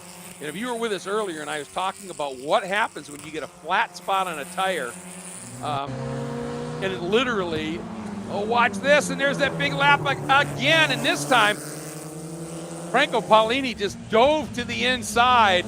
And you can see that when Kai went to the brakes, now somehow Kai has hung on around the outside, but you can see when Kai went to the brakes that car tried to pull in a certain direction, and that's because of that flat spot. Now again, he's defending beautifully, has that inside position here, and Paolini is gonna have to tuck in.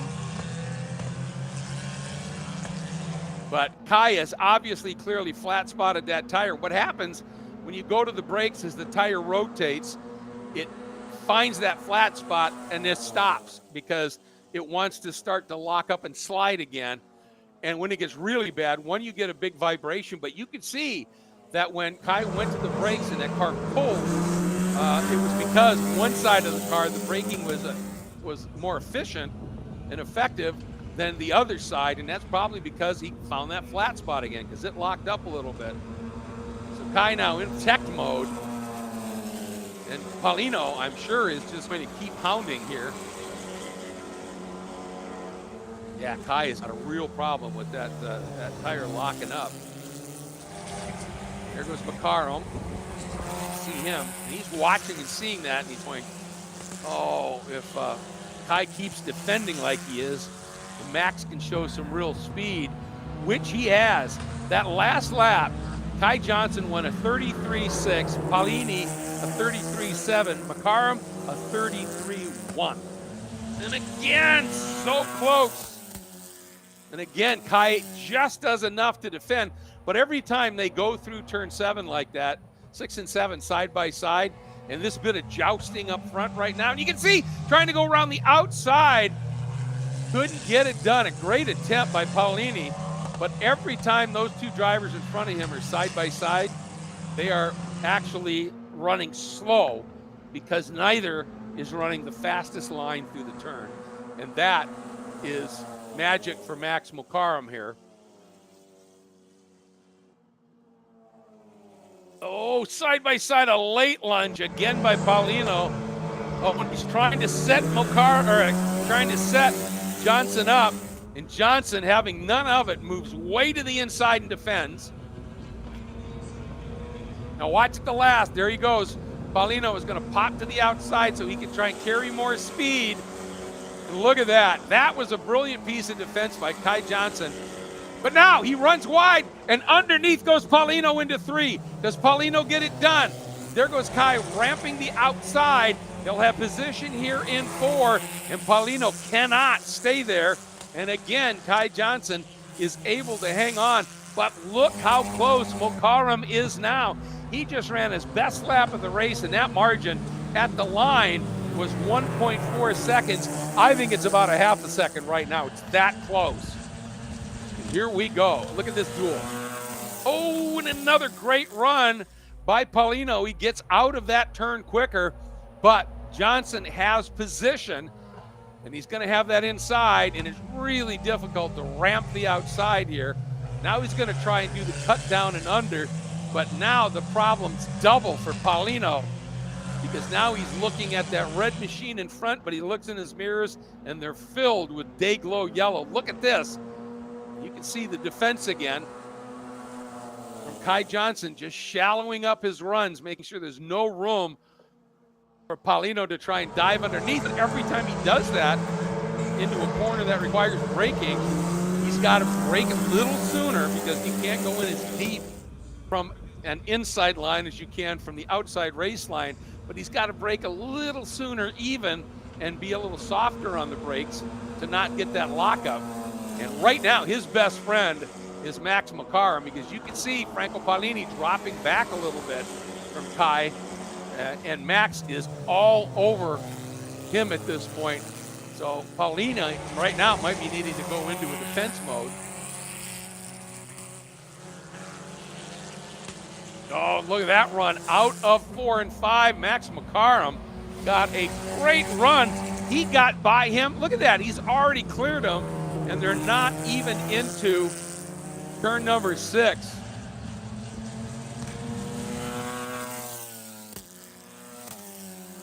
What a great run there for Max McCarron. He got out of 3 and just was on the throttle early, way early into 4 and 5, and it paid off. Oh, behind him though, change here. Couto down to the inside of Morehart. Wow, what a great battle that is as well. I think this last lap, Isabella Abreu just turned her best lap of the race. She just won a 33.7, folks.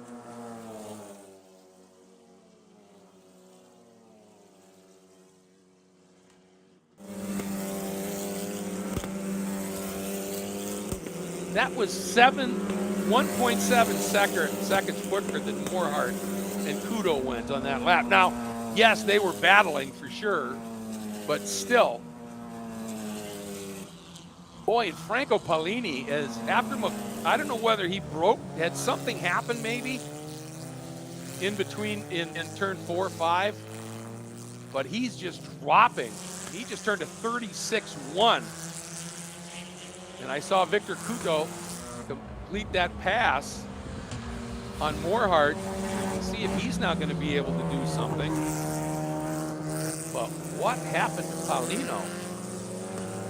I mean, it was clearly Johnson who was having that problem with that lockup.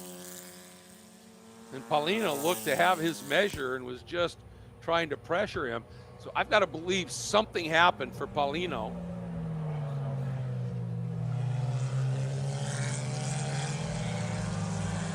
Just didn't see it, folks, sorry. Couto is drawn away. You can see right there that blue and white machine easing away from the all black entry of Morehart.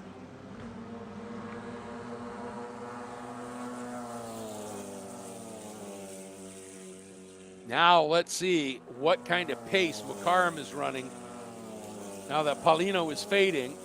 Oh, but a spin by Kai Johnson, your leader, coming out of the last turn.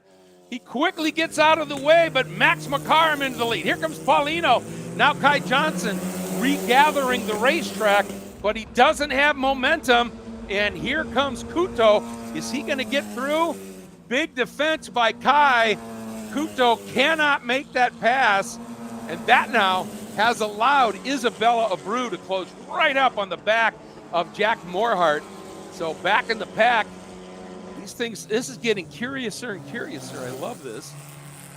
And Max McCarron, man, what a story. You know, you think about, he qualified 6th in the practice session. He was back a ways. But he got a phenomenal start, going 6th to 3rd by the end of the first lap. And now leads by a huge margin. Paolino in 2nd and recovering Kai Johnson in 3rd. And then Moorhart's gone back around on Kudo, and Isabella Abreu taking a look, but Kudo protecting, trying to force Isabella to the inside. She takes a look, tucks back in.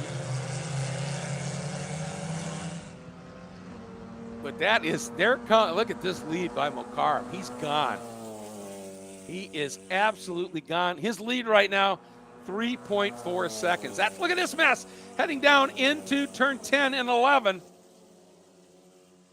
I think Isabella Abreu, nope, she didn't quite, but she is so close. There's Moorhart, there's Kudo, there's Abreu. And then, of course, Bonatti is right there as well.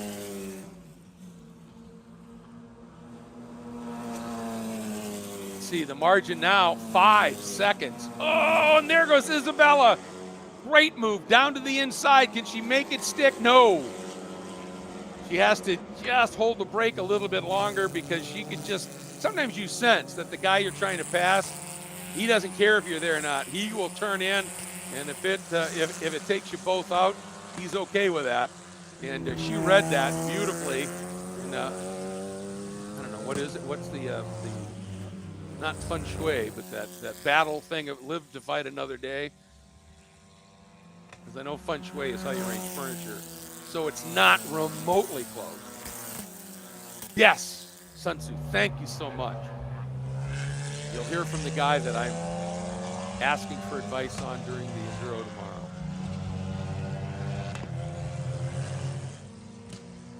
Wow, Paulino running a little wide, exiting 8. Had to check up because that's going to give Kai Johnson an opportunity here. Paulino just overran 8 a bit. There they go, down to the infield. And Isabella again all over the back of Kudo. Kudo a little wide. And nowhere for Isabella to go. And I think Kai is back into second. Yep, that bobble by Franco Paolini trying to exit turn 8. And I don't know whether he went to the throttle too soon or turned in a little too early. Whatever it was, he had to check up noticeably. Oh, and Isabella tried a little bit of a move.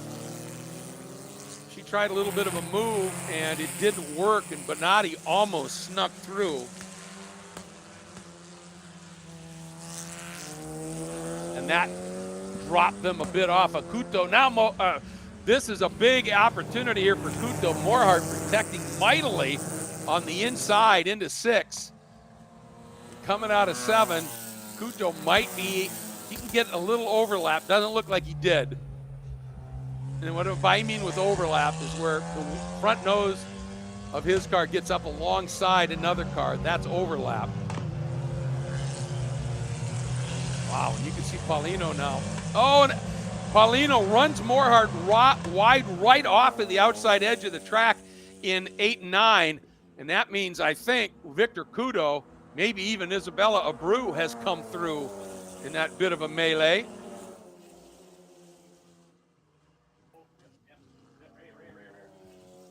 Oh, big, big plume going in. Somebody locked up massively. I don't know how.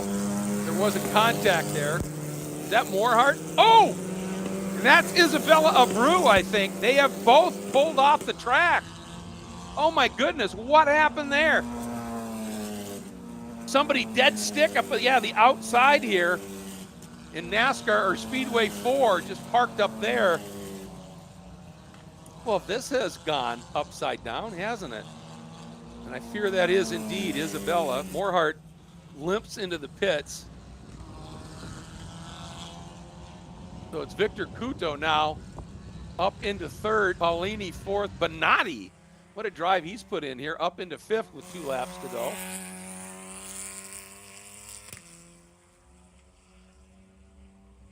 And check this out, folks. Maddie Colleran, who started 10th, is 6th. What a drive she's been. Yes, she's had some help, but she has driven a clean race. Looking at her best laps of 34.5. That's not that far off what everybody is running right now. She's done a fabulous job. But no question, the drive of the day so far probably has got to go to Max McCarron. What a great story.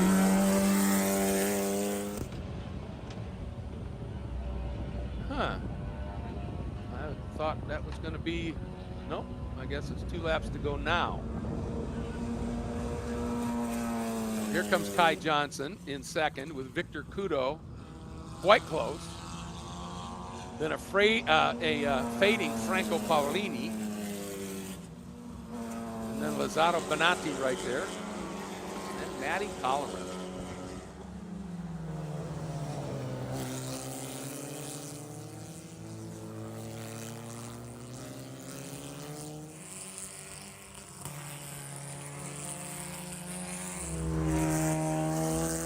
Tell you, Kudo is not out of this yet. He ran a 33.5 to Kai Johnson's 34.2, like 3 or 4 car lengths. And Paolini's last lap was a second slower than Bonatti. So with a lap and a half to go, both of those, I mean, right now, Kudo's on the podium, but he could jump up onto the second step of the box. And Bonatti might sneak around on Paolini, and of course, that's not for any, the podium, but don't forget, these are points races as well for championships here. So nobody's going to go quietly here. If you can finish 5th instead of 6th or 3rd instead of 4th, you're going to do it. All right, checker flag comes out, so I guess it actually was that last lap. McCarron getting the win. Kai Johnson hanging on for second. Victor Kudo third. Franco Paolini, who started in the second spot, in 4th. Something amiss with that car. Lazzaro Bonatti setting his a really good lap. And how about this? Maddie Colleran on her last lap, folks, set a 33.7. That's faster than anybody in front of her. Victor Kudo won a 33.9. So Maddie had speed late. What she's going to take from that is, if she was being careful on tires, the message to her will be, go quicker earlier. Don't hurt things, but you had so much speed left late, you could run faster early and be more in the mix. But that's part of what the series is about, is that education. That's racecraft, right? That's learning when to go, when to say no, and that's all part of the gig. Now, here's the deal for tomorrow.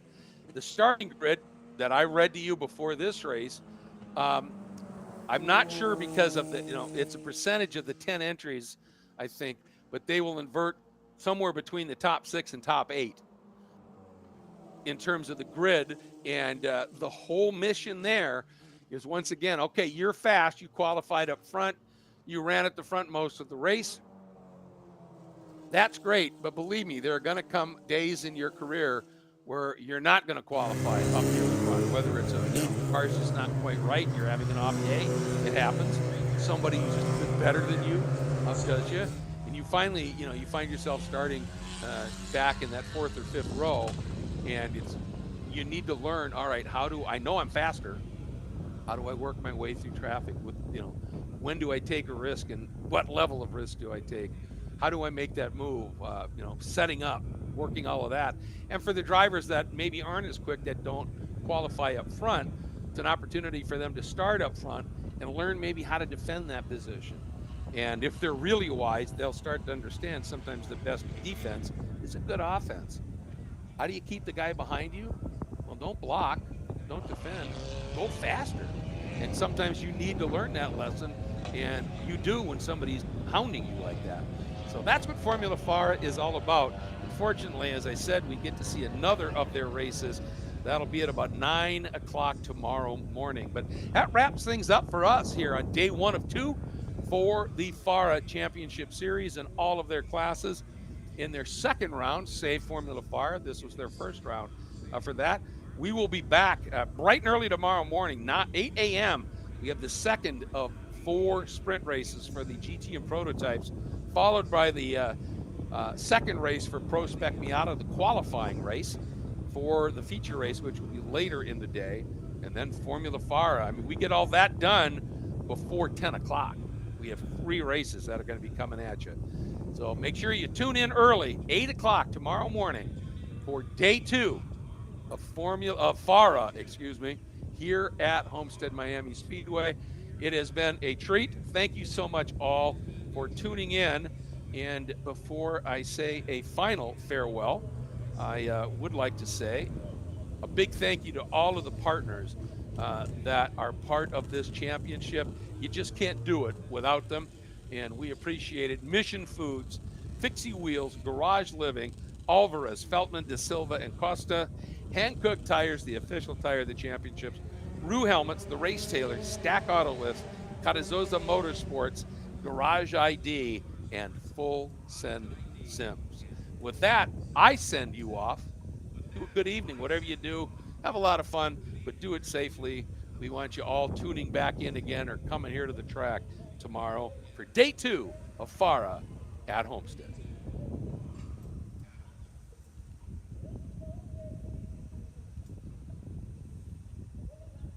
All right. Cool. Thank you very much. Dude. Good stuff. You crushed it.